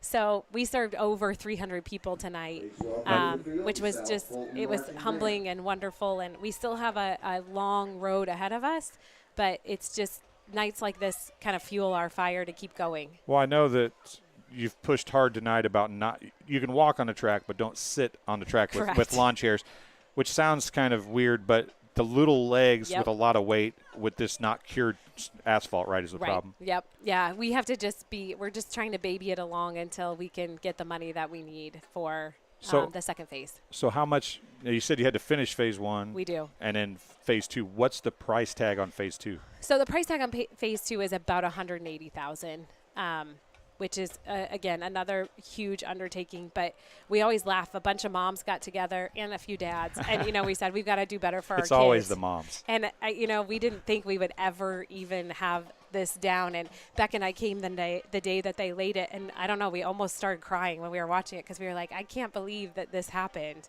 But we have coaches, we have teachers, we have our I can't say enough about our Board of Education. They believed in us, and they said, you're crazy, but just go try it, and it's worked.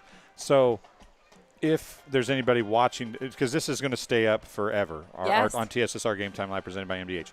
If anybody watches this next week or is watching right now and wants to donate, who do they call or how do they do that? So the donations can be sent to the school, to VIT school. We have our own account here. It's tax deductible, and they get put into our account that goes directly to, actually right now we're trying to finish off the balance of Spoon River Blacktop.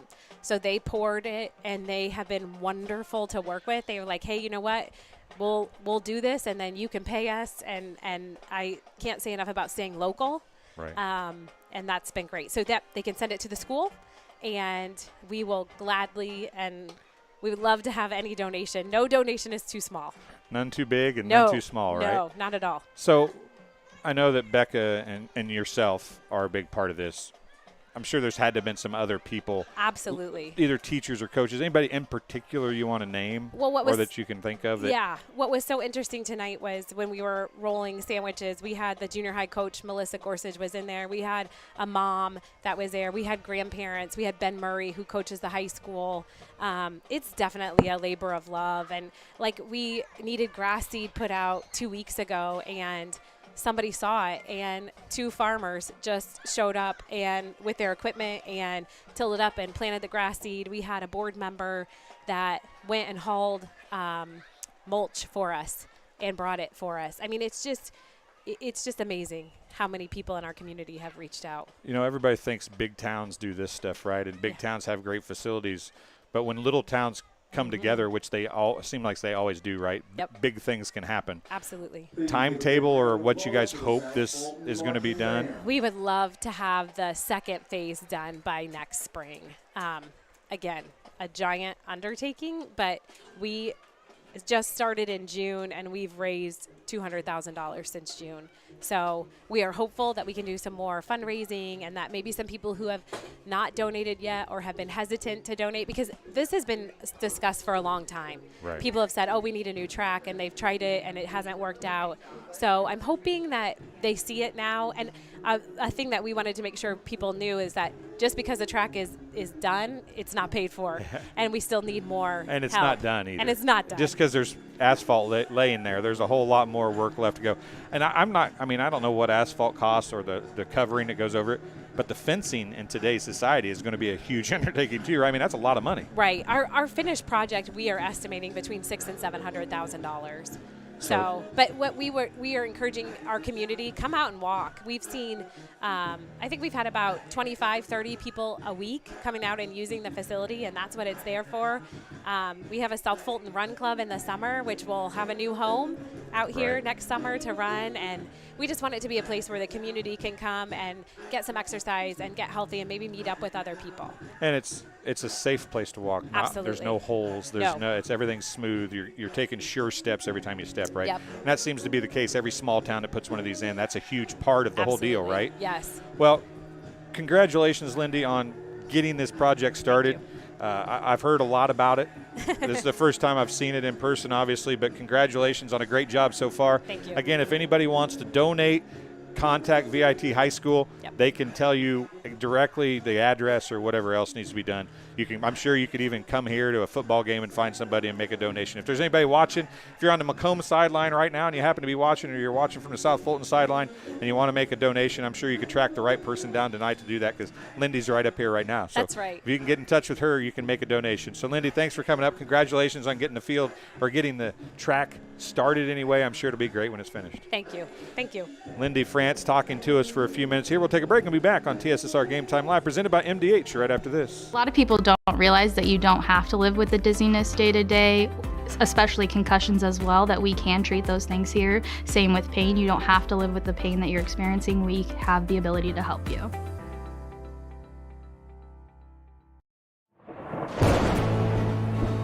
I couldn't ask for a better agent, for a better company in a disaster where you have no idea where to start. I learned that there's not a given in life. It takes a team. There's people that are going to watch out for us and that care. It's been pretty stressful. Once we saw Lori and got our plan, it's like a huge weight lifted.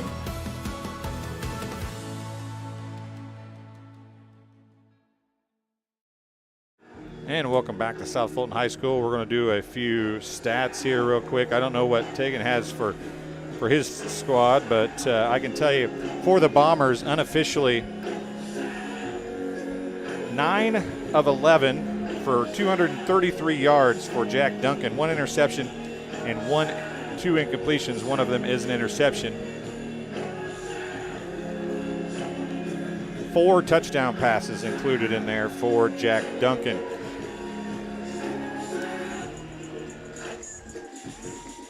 Langdon Allen has 4 catches for 138 yards. JT Jeter has 3 catches for 96 yards. Braden Holthouse has 1 catch for 11 yards. Jaden Jones 1 catch for 8 yards. Cochran is the big rusher in the first half for the Bombers. He's got 4 carries for 42 yards. Max Reiner has 3 carries for 30 yards. A touchdown for Cochran. A touchdown for Reiner. And Lindsey May has 1 carry for 2 yards. Jack Duncan 1 carry for 16 yards. Connor Bishop 1 carry for 3 yards.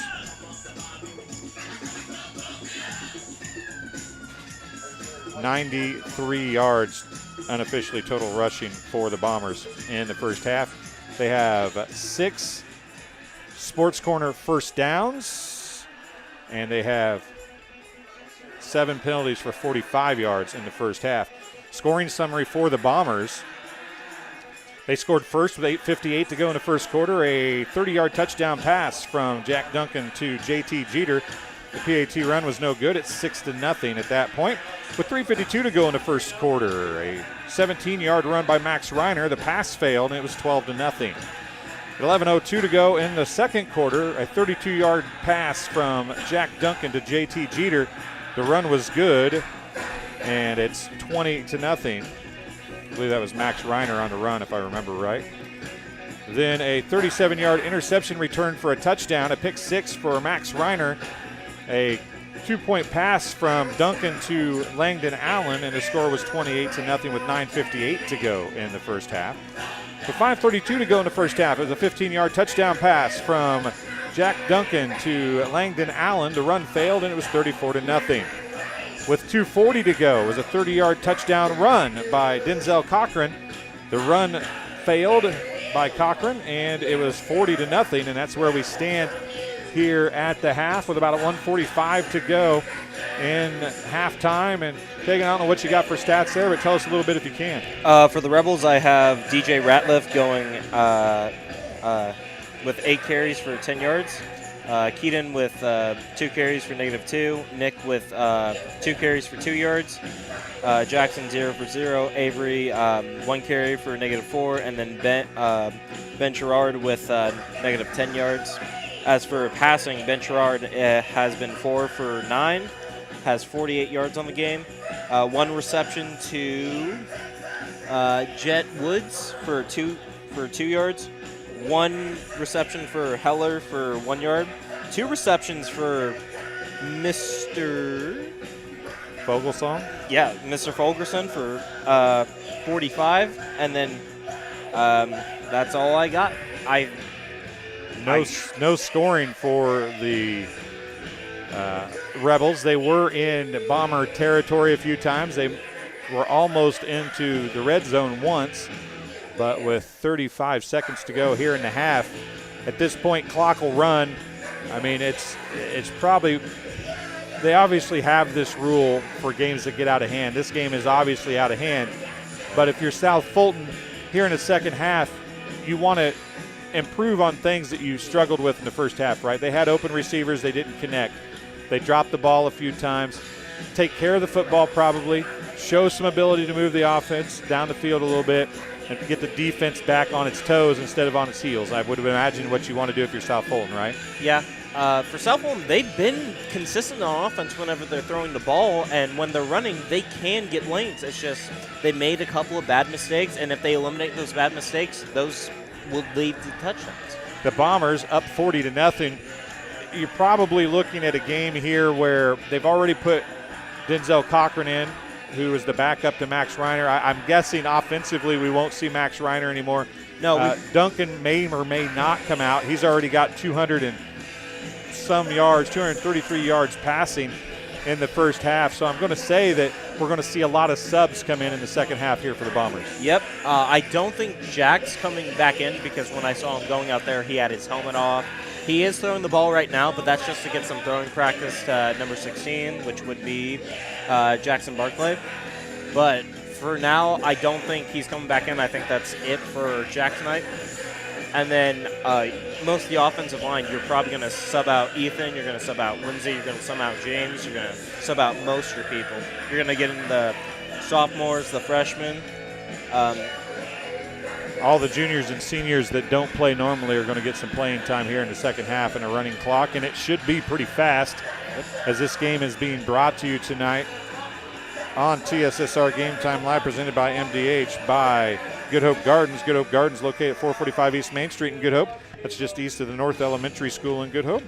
Open April through October, Monday through Friday, 10 to 6, and Saturday, 10 to 4. For all of your fresh produce needs, be sure to follow their Facebook page for daily updates. They currently have the last of all the summer produce, and pumpkins and all the fun fall stuff is coming. Grover, Mary Jo DeCounter and family invite you to Good Hope Gardens. Come see where it's grown. And also Sports Corner at 124, Macomb's original local sports bar, and Sports Corner at 124 with a focus on local sports. Catch WIU games and all the area TSSR Game Time Live broadcasts at Sports Corner at 124, all while enjoying your favorite cold drink and some of the best food in West Central Illinois. Stop in and say hi at 124 North Randolph Street in Macomb. And Tom Conklin State Farm, face-to-face, over the phone, by email, or by text. You choose how you do business with Tom Conklin State Farm Macomb. You can reach them at 837-1200 or visit them online at www.macombsf.com. Better yet, stop in and get a quote today at 1221 West Jackson Street in Macomb. Also, the Old Dairy, located at 210 South Lafayette Street in Macomb, serving soup, salad, sandwiches, homemade dessert, Blue Bunny ice cream, and full-service coffee bar. Breakfast served all day. They also have free Wi-Fi. Visit them online at www.olddairymacomb.com or call 309-837-6700 for your takeout. And Arnold Brothers Heating and Cooling. Since 1960, Arnold Brothers Heating and Cooling has provided the greater Macomb area with expert sales, service, and installation of quality home comfort systems.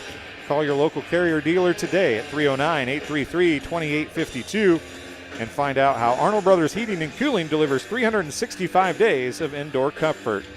And Ron Elby Auto Sales, with locations in Macomb and Augusta. And with 80 years of car sales experience, Ron Elby Auto Sales is your hometown go-to for your next car. In Macomb on East Jackson Street, stop in and talk to Justin, Jared, or Chris, or visit www.lbsellscars.com to check out their inventory. It'll be Bombers football to open the second half of play, as we'll see what the Rebels and Radcliffe do on the kickoff here as we're getting ready to go. Clock will run. It'll only stop on touchdowns and timeouts. I do want to say something. Expect Ethan Harrison to be out in the field, running back and linebacker. He got some reps in on varsity last year, so I'm pretty sure Coach Horrell's going to want to put him in and see what he can do against a team like South Fulton. Radcliffe, the left-footed kicker. He's a lefty, huh? Yeah. Or is he going to kick that right-footed towards the sideline? Is he lefty or is he a righty? He's a righty, kicking it straight to the sideline, but down the field. He was off the side like he was a lefty, and it's going to be recovered down there by Langdon Allen. He did that just to screw me up, didn't he? He's like that guy up there announcing. He'll get all screwed up if I line up this side. First and 10 Bombers at their own 30-yard line after Langdon Allen recovered the kick, and Barclay is going to come in at quarterback for the Bombers. Barclay is a freshman. 6 foot 160 they have him listed at. A whole lot of other new numbers in as well. We'll try to talk about them as we go here. 3 linemen that subbed in: Kyler Ames, Talon Quessenberry, and Jeffrey Lee. And they're going to run as much clock as they can on every snap here as they're waiting for the official to start waving his arm. I don't know if he's ever going to do it. There he did. Barclay, just like he did last week, is going to take as much time as he can. Handoff's going to go underneath. The ball's out. Felt about, a lot of it was out. Maybe it wasn't. On the carry, number 10, Ben Thomas, the senior, 5'10", 145. He's going to go for a loss of about 4, and it'll be 2nd down and 14. Loss of 4 on the play. Bring up 2nd and 14 on the 26-yard line. Play come back in. Barclay, the quarterback. Clock running. 10:22 to go in the third quarter. Guess I ought to mark that as the third quarter here, folks. I apologize again. I'm horrible at marking the quarter. It is third quarter action here. Deep setback behind Barclay. And it's over his head. Barclay's going to try and get on it. He's got it. And he does, but it's a big loss from the 26. We'll see where they mark it. Barclay's going to get the loss. Loss on the play. 14-yard loss. Are they at the 22 or 12? 14-yard loss for Barclay. People think snapping the ball in football is fairly easy, but it's actually real not. You have to get up from your stance and immediately be prepared for the lineman in front of him. So Barclay on the, so that's 12 it is, isn't it? 3rd and 24 from the 12-yard line.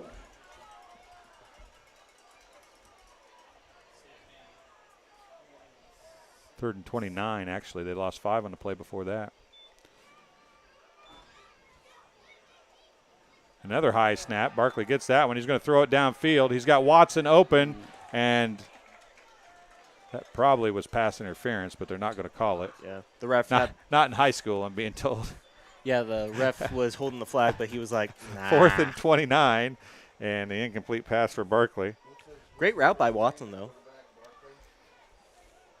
And it's going to be a punt, and who's going to come on to punt? Will Watson punt? I think that's going to be Mr. Langdon Allen. No, it's Watson again. Watson punted the other night, and I think he's punting again. That's not Langdon Allen back there. I don't believe it is.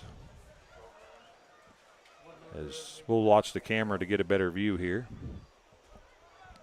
John can zoom in better than my eyes can. They had to wait for somebody to come in late. It was a rugby-style kick, if that is Watson back there. He had a rugby-style kick that went for 40-plus yards the other day, or last Friday night, I should say. There's the snap, and it is going to be Watson. Another nice kick. He's going to field it. Fielded at the 47-yard line. A nice return. Tackled by Bishop and others down there. Number 64, Brandon Sprinkle on the stop. From the 47, a 12-yard return. I'll make it a 13-yard return for Nick Houston, and it's going to be 1st and 10 Rebels at the 40-yard line of the Bombers. Number 76, Ty Martin at nose tackle. That's 80. I think that's Harley Brown at end, possibly. Sherrod still in there. Ratcliffe in motion. Inside handoff. He's got some running room around the right side. He rounds the corner. Flag down. It's probably going to be a hold. This is going to come back. We'll see where they mark it from. Unless it's some sort of a personal foul on the Bombers, which I did not see. I'm going to guess it's a hold. Yep. Ratcliffe will get bonus, or he'll get credit for the yards to where the flag is dropped. We'll see what they call here. They're already walking back. It is a hold. He'll get a gain of 2. And it'll be 2nd down and 8, or 1st down and 18 First down and 18 for the Rebels. Brittany Best says, let's go Bombers, watching in support of number 79. Family watching in Minnesota. That's awesome. 48-yard line. Yeah, South Fulton definitely has updated their sound system. It didn't sound that good when I played there. Glad to see that's the Tyler Cummings saying. There's a nice run down the far sideline. Number 87. That's Heller. With 22, I think. It's going to be a first down inside the 30-yard line. 18, 20-yard gain. A 20-yard gain to Heller. And it's 1st and 10 for the Rebels.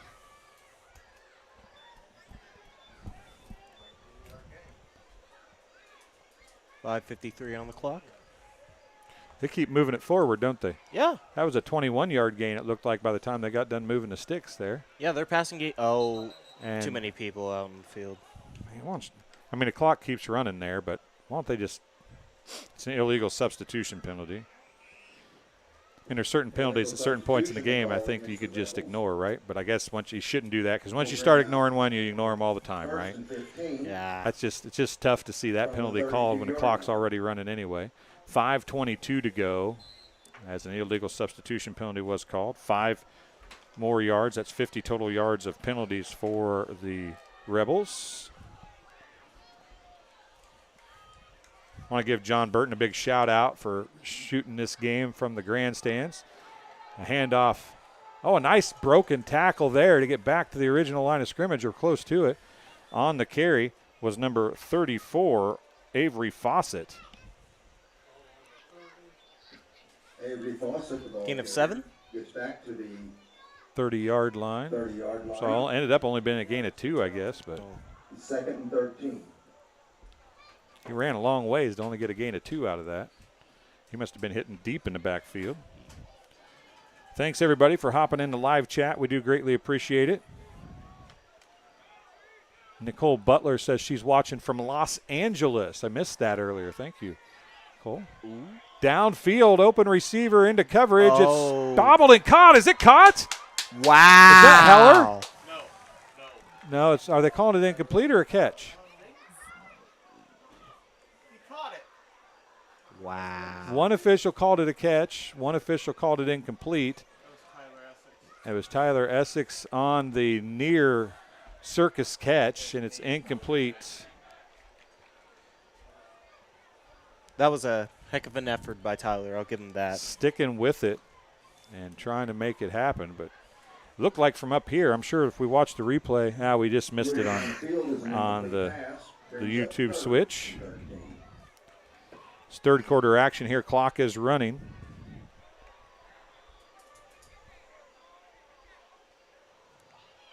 Fake the inside handoff. Into the flat, the throw goes. And up making the stop for the Bombers, number 33. That's Brennan Bolt. Ratcliffe on the catch. It's a 1-yard completion. It's 4th down and 12. 1-yard gain will be 4th and 12 from the 29. The Bombers have such good team speed. Ratcliffe caught that. Looked like he had some running room in the flat. And even the sophomore defensive back come up, Brennan Bolt, come up and make the stop. He closed a lot of ground in a hurry. Sherrod back now, 4th and 12. He's looking to throw. He's got some pressure in his face, throws it across.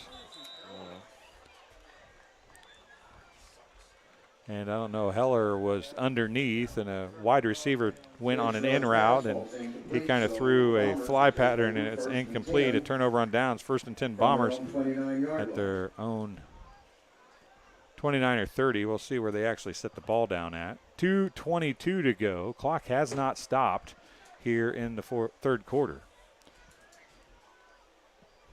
It is right about the 30-yard line, but technically the 29. Scoreboard is correct. You don't get it till you touch it. That's what they always told me when I was told to keep stats.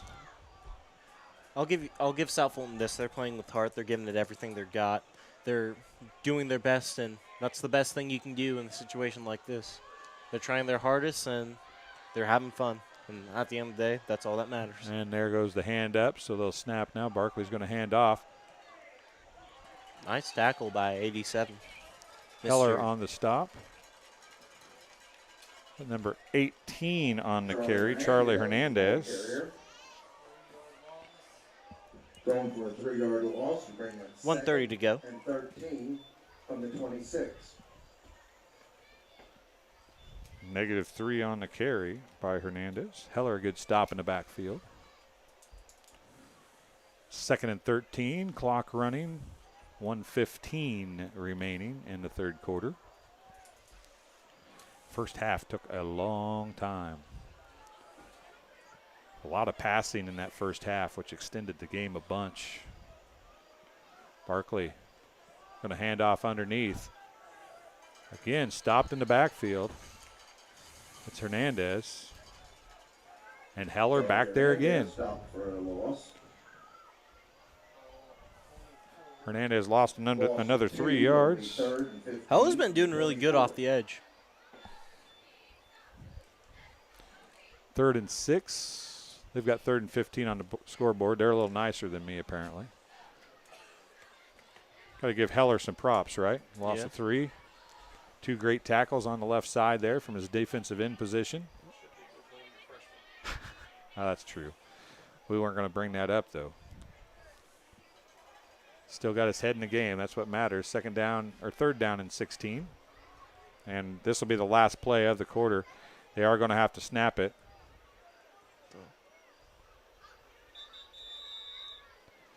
They don't have to snap it. They'll get a penalty. It'll bring a 5-yard penalty. Or delay a game. They'll start the clock. Delay of game to call against. And the quarter will end. That'll be the end of the third quarter.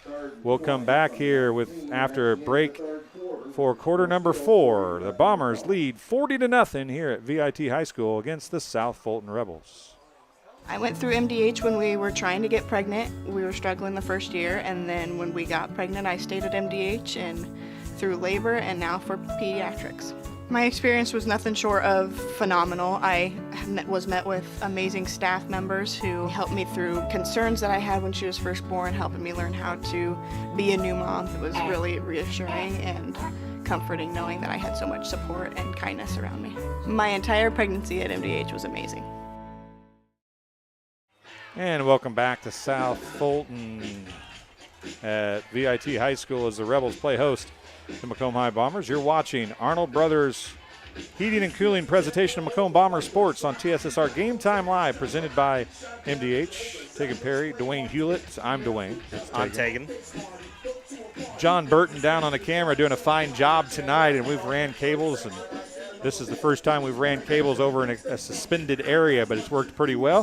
Hopefully you folks at home are enjoying the view that John Burton is giving you. He's been with us from the very beginning with TSSR Game Time Live, and he is probably one of the best that we have on staff with the camera, so we're happy to have him helping us with Bomber Sports here these first 2 games.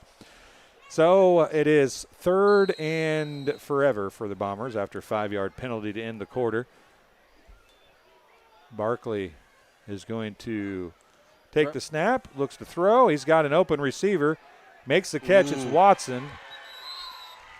Barkley is going to go for a gain of, Jackson Barkley's pass complete to, I think it's not 19. a first down. Drew Watson. Is it a first down? No, it's 4th down. It's a gain of 18. No, be more than that. They're gain of 22. A gain of 22 for Barkley. Watson, 1 completion for 22 yards. 4th and 2. Brings up 4th and 2. And the Bombers are going to punt. Watson back to punt again. 37-yard line. I mean, if you're Watson here, if there's an open lane, are you going to run for the first No, down? not at 40-0. You're going to punt the ball. Coach Horrell's doing exactly what a good coach should do.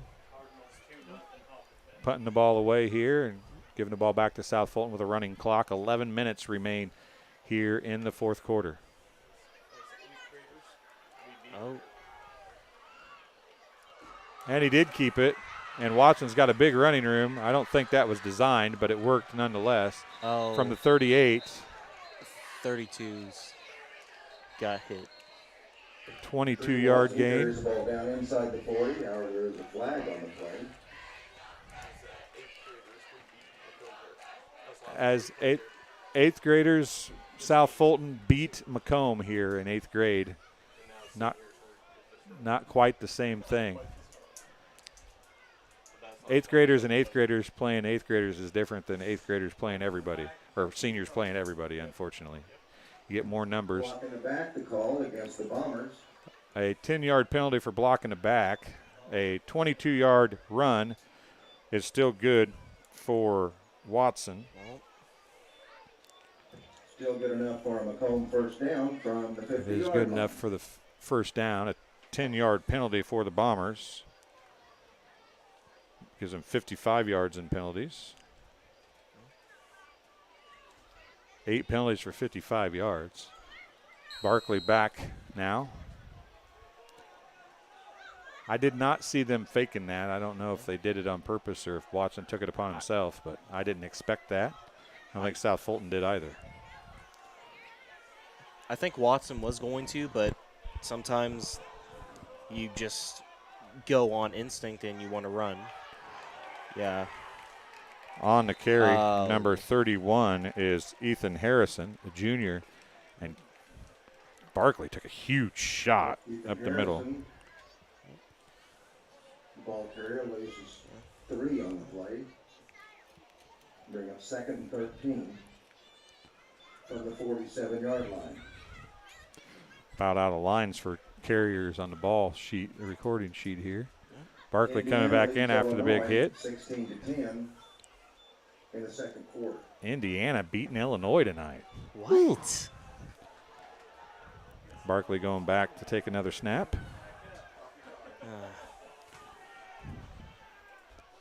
They'll probably run again. Right at the 50-yard line. Little shy, 49. And trip to fumble. Fogelsong picks it up, and he might go. There we go, Fulgerson. Fogelsong, a 42-yard fumble return for a touchdown. Attaboy, attaboy. Fumble on the play. Caden Fogelsong takes it in for a Rebel score. 42-yard fumble return for a touchdown.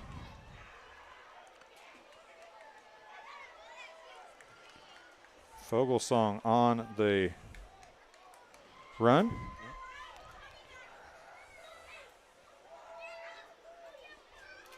I know the game's not quite over yet, but I think it's fair to say that South Fulton has a really great player in Fulgerson. And he's a sophomore, so he's going to really contribute to them throughout the years to come. 8:15 in the 4th. Fogelsong gets the 42-yard fumble return for a touchdown. Not sure who forced the fumble. Going to roll out as Sherrod, and he's going to get in. Sherrod, a 2-point conversion run. And Gerard with the quarterback keeper takes it in for the 2-point conversion. 40-8. 15 left to go in the game. Macomb 40, South Fulton 8.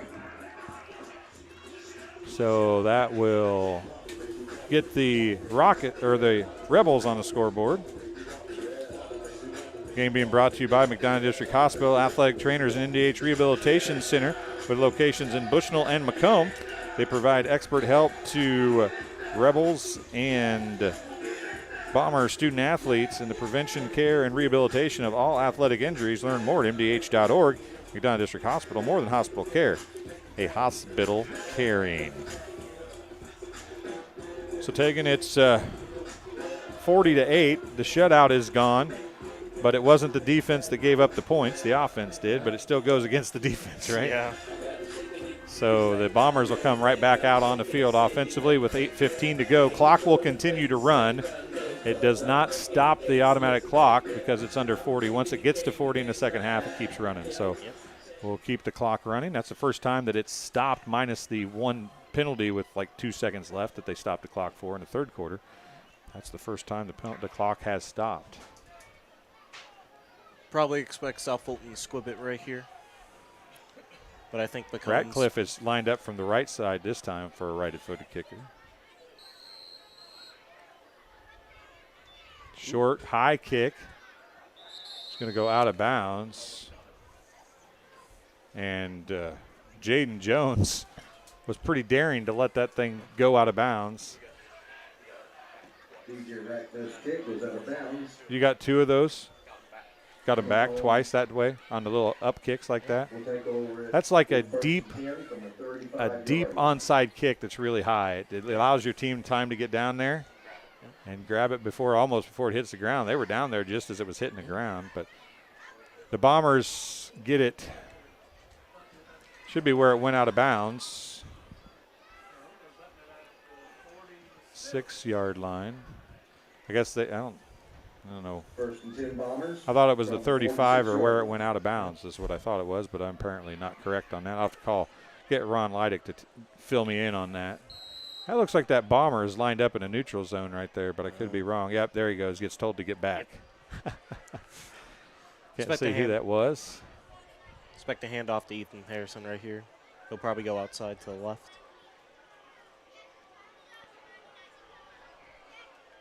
Seven minutes to go as the arm goes up by the official. Another high snap. Nope. Number 30, that's Jaron Petty on the carry. If it is number 30. Yep. And it is. Jaron Petty, the ball carrier. Gain of 3. Gain of 2 on the play. Gain of 2 on the play will bring up second and 8. You're being awful generous. For your first time keeping stats, you're being awful generous. Usually when people start keeping stats for the first time, they're a little more harsh on the stat given, especially. No, I'm talking about Tegan was being generous. I said 2, and he said, oh, come on, that was 3. It is hard to see up here. Yeah. Oh, Harrison with a gain. If that was 2, then that was definitely 3. I'll give you that. Is that Harrison on the carry? Yep. Ethan Harrison carries the ball out close to midfield. He'll get his 3 back he lost earlier. Yep. 2 carries, no yards, net. 5:49 clock running here in the fourth quarter. I do have fourth quarter on the scoreboard, right? I do. I suppose the question is, you have a young Roger Frowine. I hope I said that right. Frowine says go Bombers. A lot of young Bombers on the field is what you were talking about right there, right? Yep. I was going to say, with the amount of young Bombers, do you try passing a little bit? Because you have a young quarterback that's obviously going to be in the future. Jack's a senior. He's going to head out. Do you try throwing the ball a little bit to see what he can do? Hand off to Harrison again. Gain of 1. Because I know you're up by that much, but could it hurt throwing a little bit, seeing how he does? It's all about, it's not about whether it'd be good for the team or not. It's all about showing some character and not trying to add to the 40-8 score. So I'm guessing that whether or not it would be good for the team really doesn't matter at this point. At a certain point in a football game or any sporting event, when you get to a point where you know you have control and they are not coming back, you stop, or you should stop laying it on, and that includes passing and all the other stuff that goes along with it. Oh. Jared says, I sell Tanner cars, and if he does run the score up, he will pay a lot the next time. Oh, goodness. Ron Elby Auto Sales, if you want a car, don't piss off Jared. That's what that says right there. That's what that's saying. No, in all seriousness, you want a car, folks, Ron Elby Auto Sales, not a better spot to get it. I got my truck there, as a matter of fact. Very nice truck. Looks pretty good, all lettered up. Have you seen it lettered up? So here we go. It was a first down on the penalty, 1st and 10.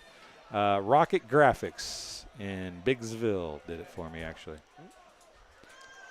3:50 to go. Ooh. Whoa. That was a nice play by the defense, 33 and 57. Petty on the carry. Lost. Jaron Petty thrown for a Lost 3. Lost 3. Lost 3.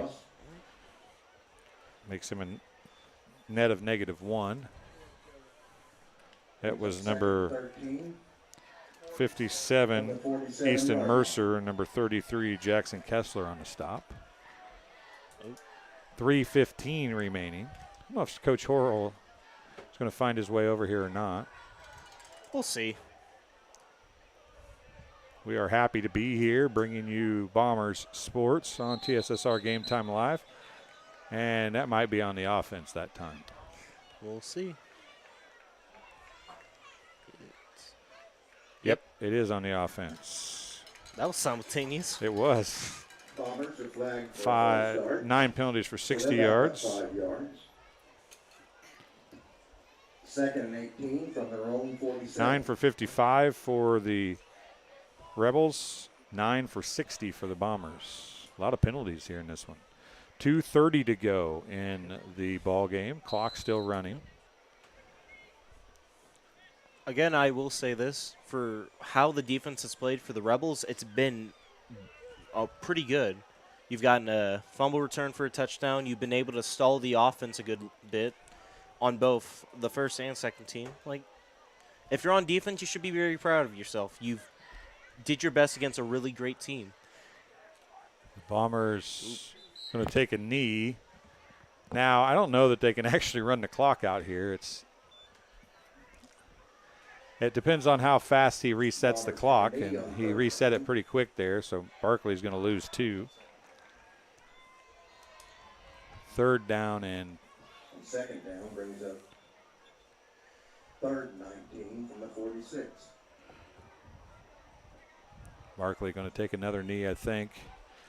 I don't think they can't run the clock out. I'm not real sure why they, other than they just doing what we were talked about and not wanting to take the chance to do anything, get anybody hurt, and just let the clock run out here. Well, they also might want the Rebels to go back out on offense, too.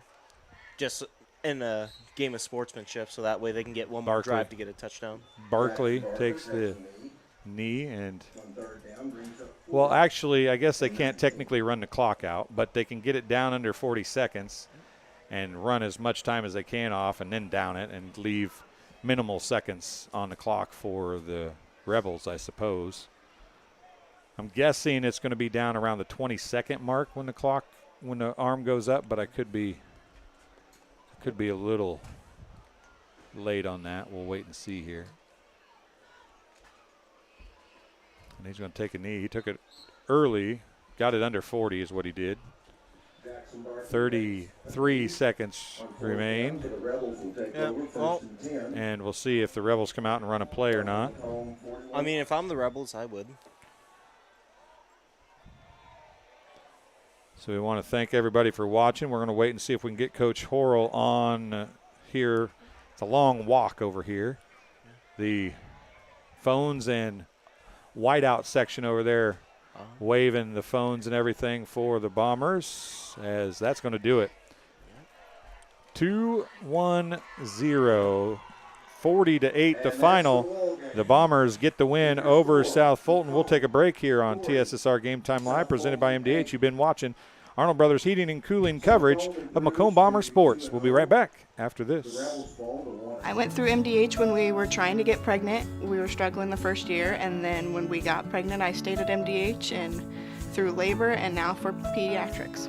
My experience was nothing short of phenomenal. I was met with amazing staff members who helped me through concerns that I had when she was first born, helping me learn how to be a new mom. It was really reassuring and comforting knowing that I had so much support and kindness around me.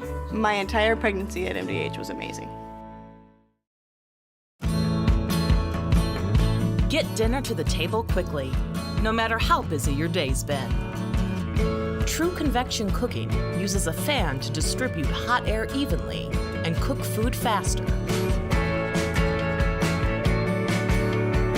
So dinner is ready when they are. True convection cooking, brought to you by Whirlpool. I chose the MDH OBGYN group because I've heard wonderful things about Dr. Smith. And upon entering the office, I really got along with everybody and got a warm feeling. The staff is warm and inviting and welcoming. It's a small community, so it's a really nice hospital to have here in the rural area. I continue to choose MDH because of the relationships I have. I really enjoy everybody here.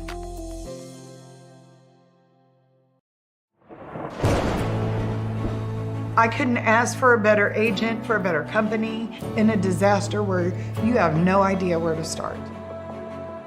I learned that there's not a given in life. It takes a team. There's people that are going to watch out for us and that care.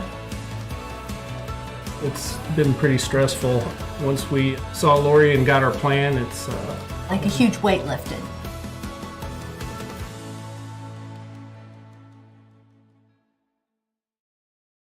I see acute injuries on the field. I see ankle sprains. I see ACL knee injuries, as well as in the clinic.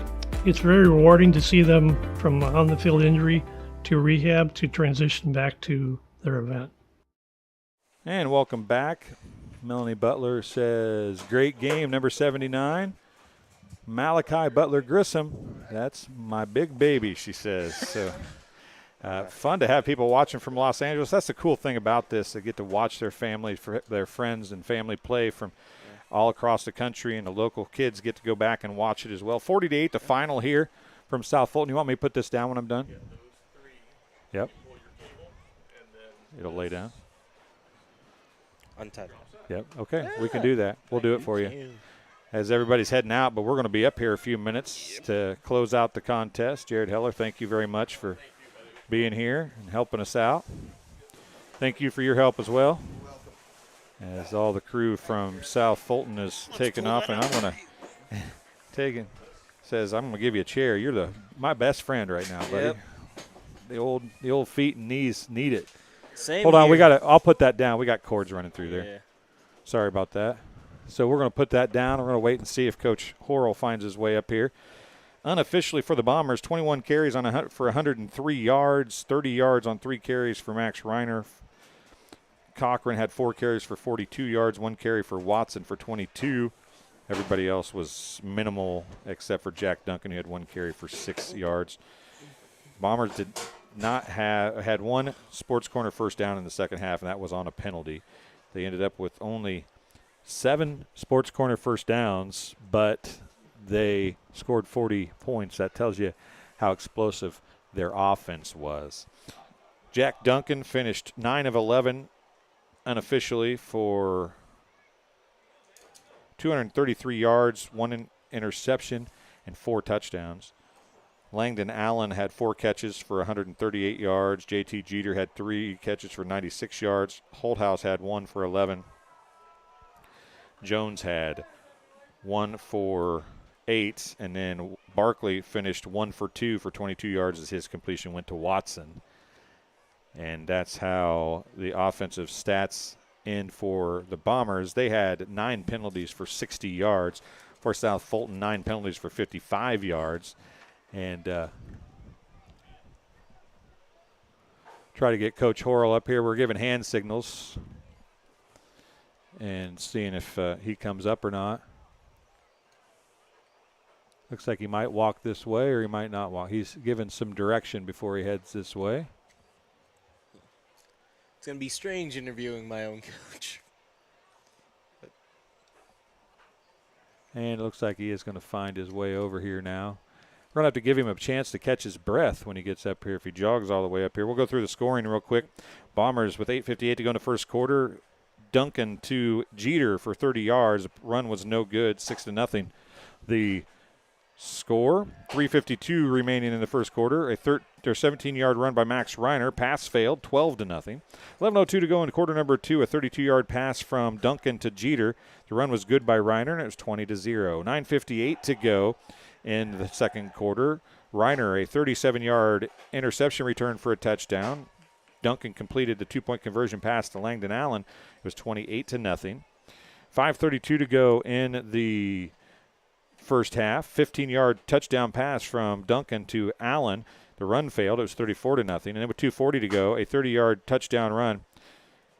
And Cochran had the 2-point run fail for a 40-0 score. And then the Fogelsong fumble return for a touchdown was 42 yards with make the score 40-8 as the quarterback had the the 2-point conversion run. Coach Horrell's found his way up here. Do you want me to take a break so you can catch your breath? It's a long run over here. Yeah, well, we are all out of shape. But you know what? If I ran that far, I wouldn't even be breathing right now. I'm not going to lie to you. It would be a bad deal, and everybody at home would be blaring their ears out from having to hear you breathe here. Well, I'm pretty close. I'll tell you what, you guys did some good things. Tegan and I talked on the way down here, and we said that if South Fulton wanted to have a chance tonight, they probably needed to take the air out of the football, right? They needed to slow things down. I felt like they kind of did that, and you guys did exactly what people expect. I had you for 7 first downs. One of them was a penalty. Yeah.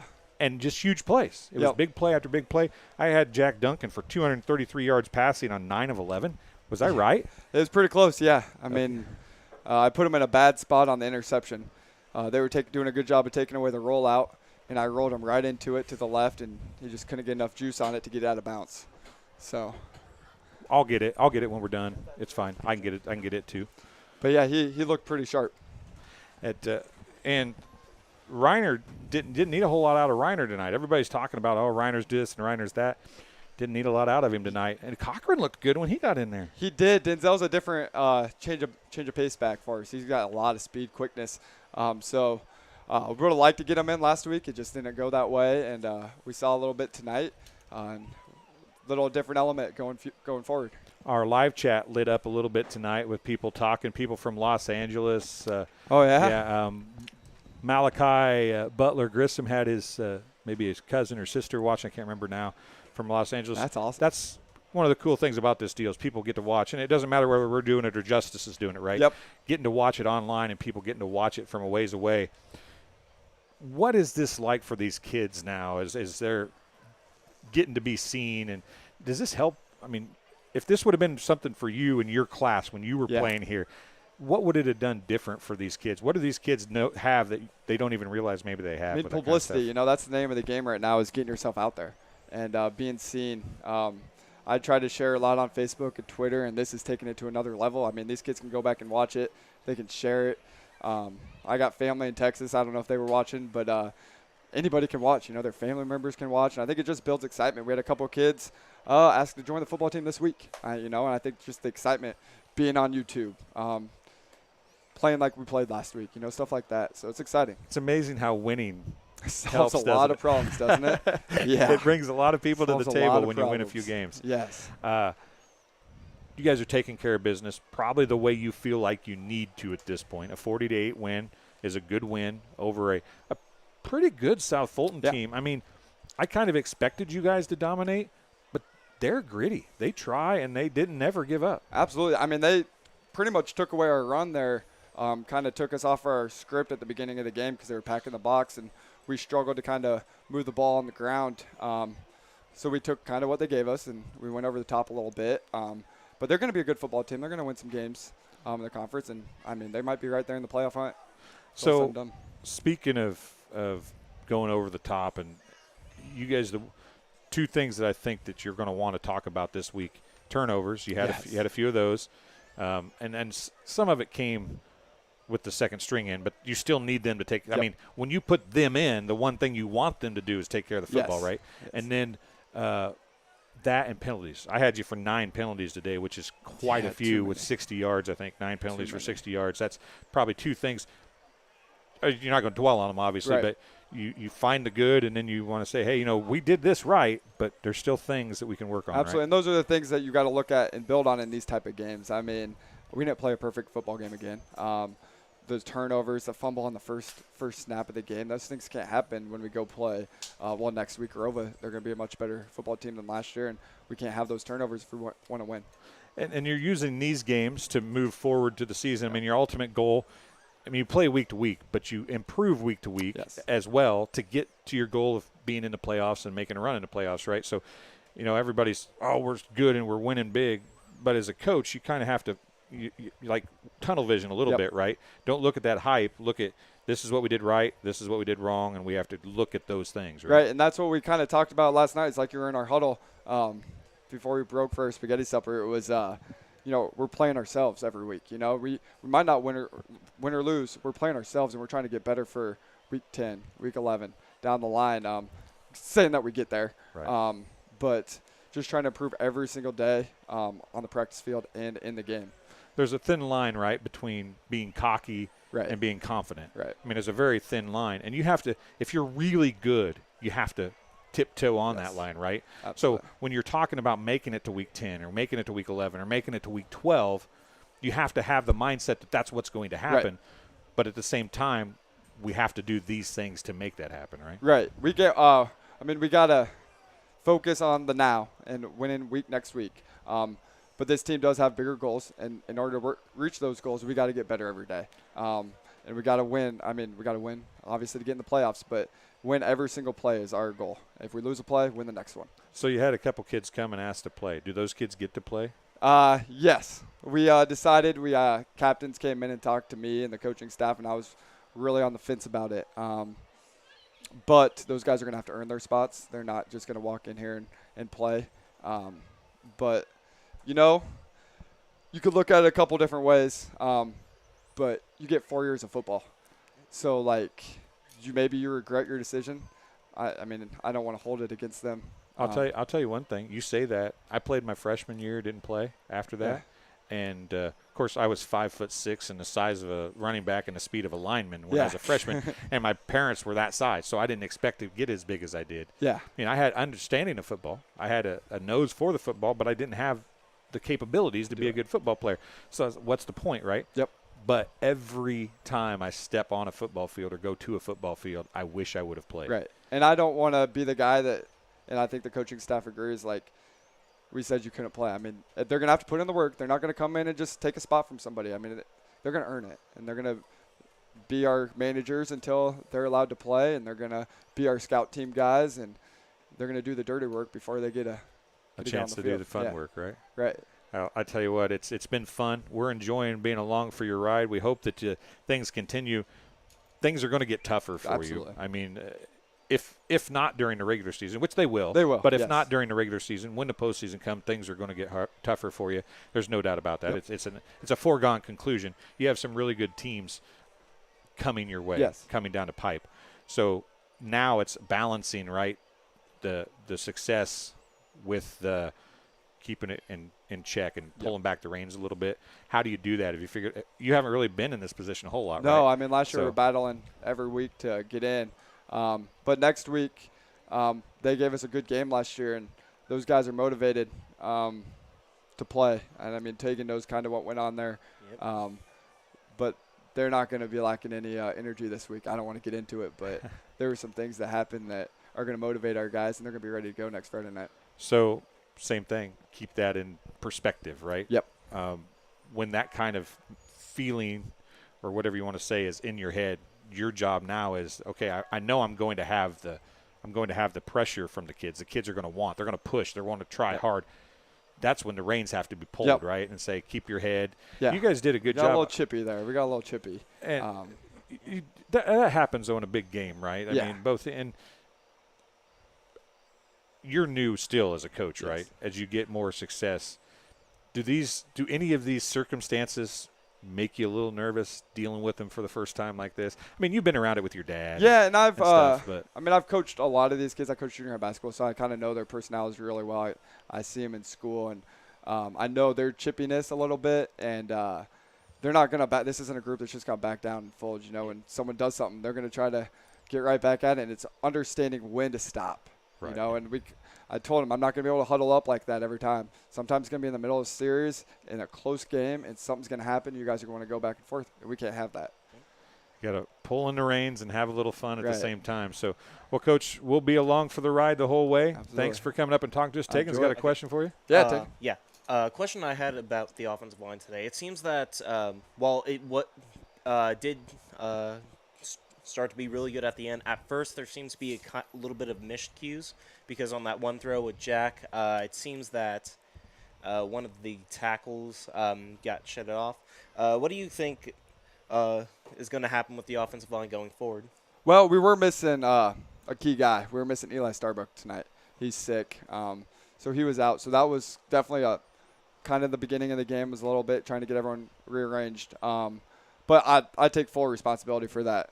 We called a rollout, and their ends were really wide, I can't call that play. It comes down to that. It's not anyone's fault but mine there. We'll blame it on Paul. Yeah. We'll blame it on Coach Zerillo. Yeah. That's who we'll blame Yeah. that on. He's up here, so he's got to get those eyes better. Yeah, he's got to tell you, hey, That's don't right. call that, Coach. That's don't right. call that, right? Yes. We'll just call it on him. We'll just say I that's like his fault. It's always his fault. Yeah, it's always his fault. When you're up in the tower, it's always your fault. I know. That's just how it works. When you're in a tower, it becomes your fault. I can only see so much down there. It's yeah, my eyes. exactly. Yeah. I got your back. I like got your it. back. I like it. I got your back. Well, Tegan, do you have anything else? I was going to say that I think that even though that it wasn't necessarily Macomb, I think that Caden Vogelson might be something that you have to scheme around next number year. 44 for He was really good this game. Well, I think it's a good thing. Hey, there's Coach Zerillo right there. Yeah. Hey, it's your fault. We're going different directions in our conference next year, and it's probably a good thing. I mean, we are much bigger than them, but it's the way it falls, and we're going to play who's on our schedule. But they have a lot of talent out there, and they're going to be a good team. Yep. All right, Coach, get out of here. You got a bus ride home. Yeah. We appreciate you coming and talking to us. Yeah, leave. Congratulations on a win. I've had to deal with you for 4 years. I'm not dealing you any longer. Thank you, sir. Thank you. Coach Horrell coming up here and talking to us, and that's going to do it for tonight. So for Tegan Perry, for John Burton, who, as always, did a fantastic job on the camera. We greatly appreciate him. Thanks for everybody watching. We greatly appreciate you being here. It's a 40-8 win for the Macomb High Bombers as Arnold Brothers Heating and Cooling brought you Bomber Sports here on TSSR Game Time Live, presented by MDH. West Prairie Southeastern plays tomorrow at West Central. That'll be here on TSSR Game Time Live, presented by MDH. And I do want to tell you there's 9 volleyball games tomorrow. That's right, one less than 10. 9 volleyball games. And guess who gets to call every one of those? I don't know. This guy right here. Wow. This guy right here. It's going to make 25 games in 5 days that I've called on volleyball. So hopefully you guys have enjoyed the Ladies' Sons Classic. What's that? Brown County's going to be one of them, right? Brown County is there. That is correct. Coach Woodruff going to come down for that? Probably we'll see. Not. Who's the good pitcher on his softball team? I think that Taryn. Taryn, what's her last name?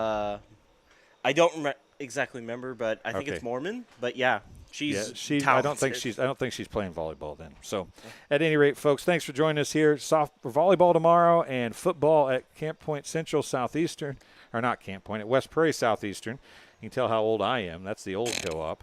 I'm getting old, folks, showing my age. Thanks for joining us here on TSSR Game Time Live, presented by MDH. We'll talk to you tomorrow or next Friday here for Bomber Football. See ya.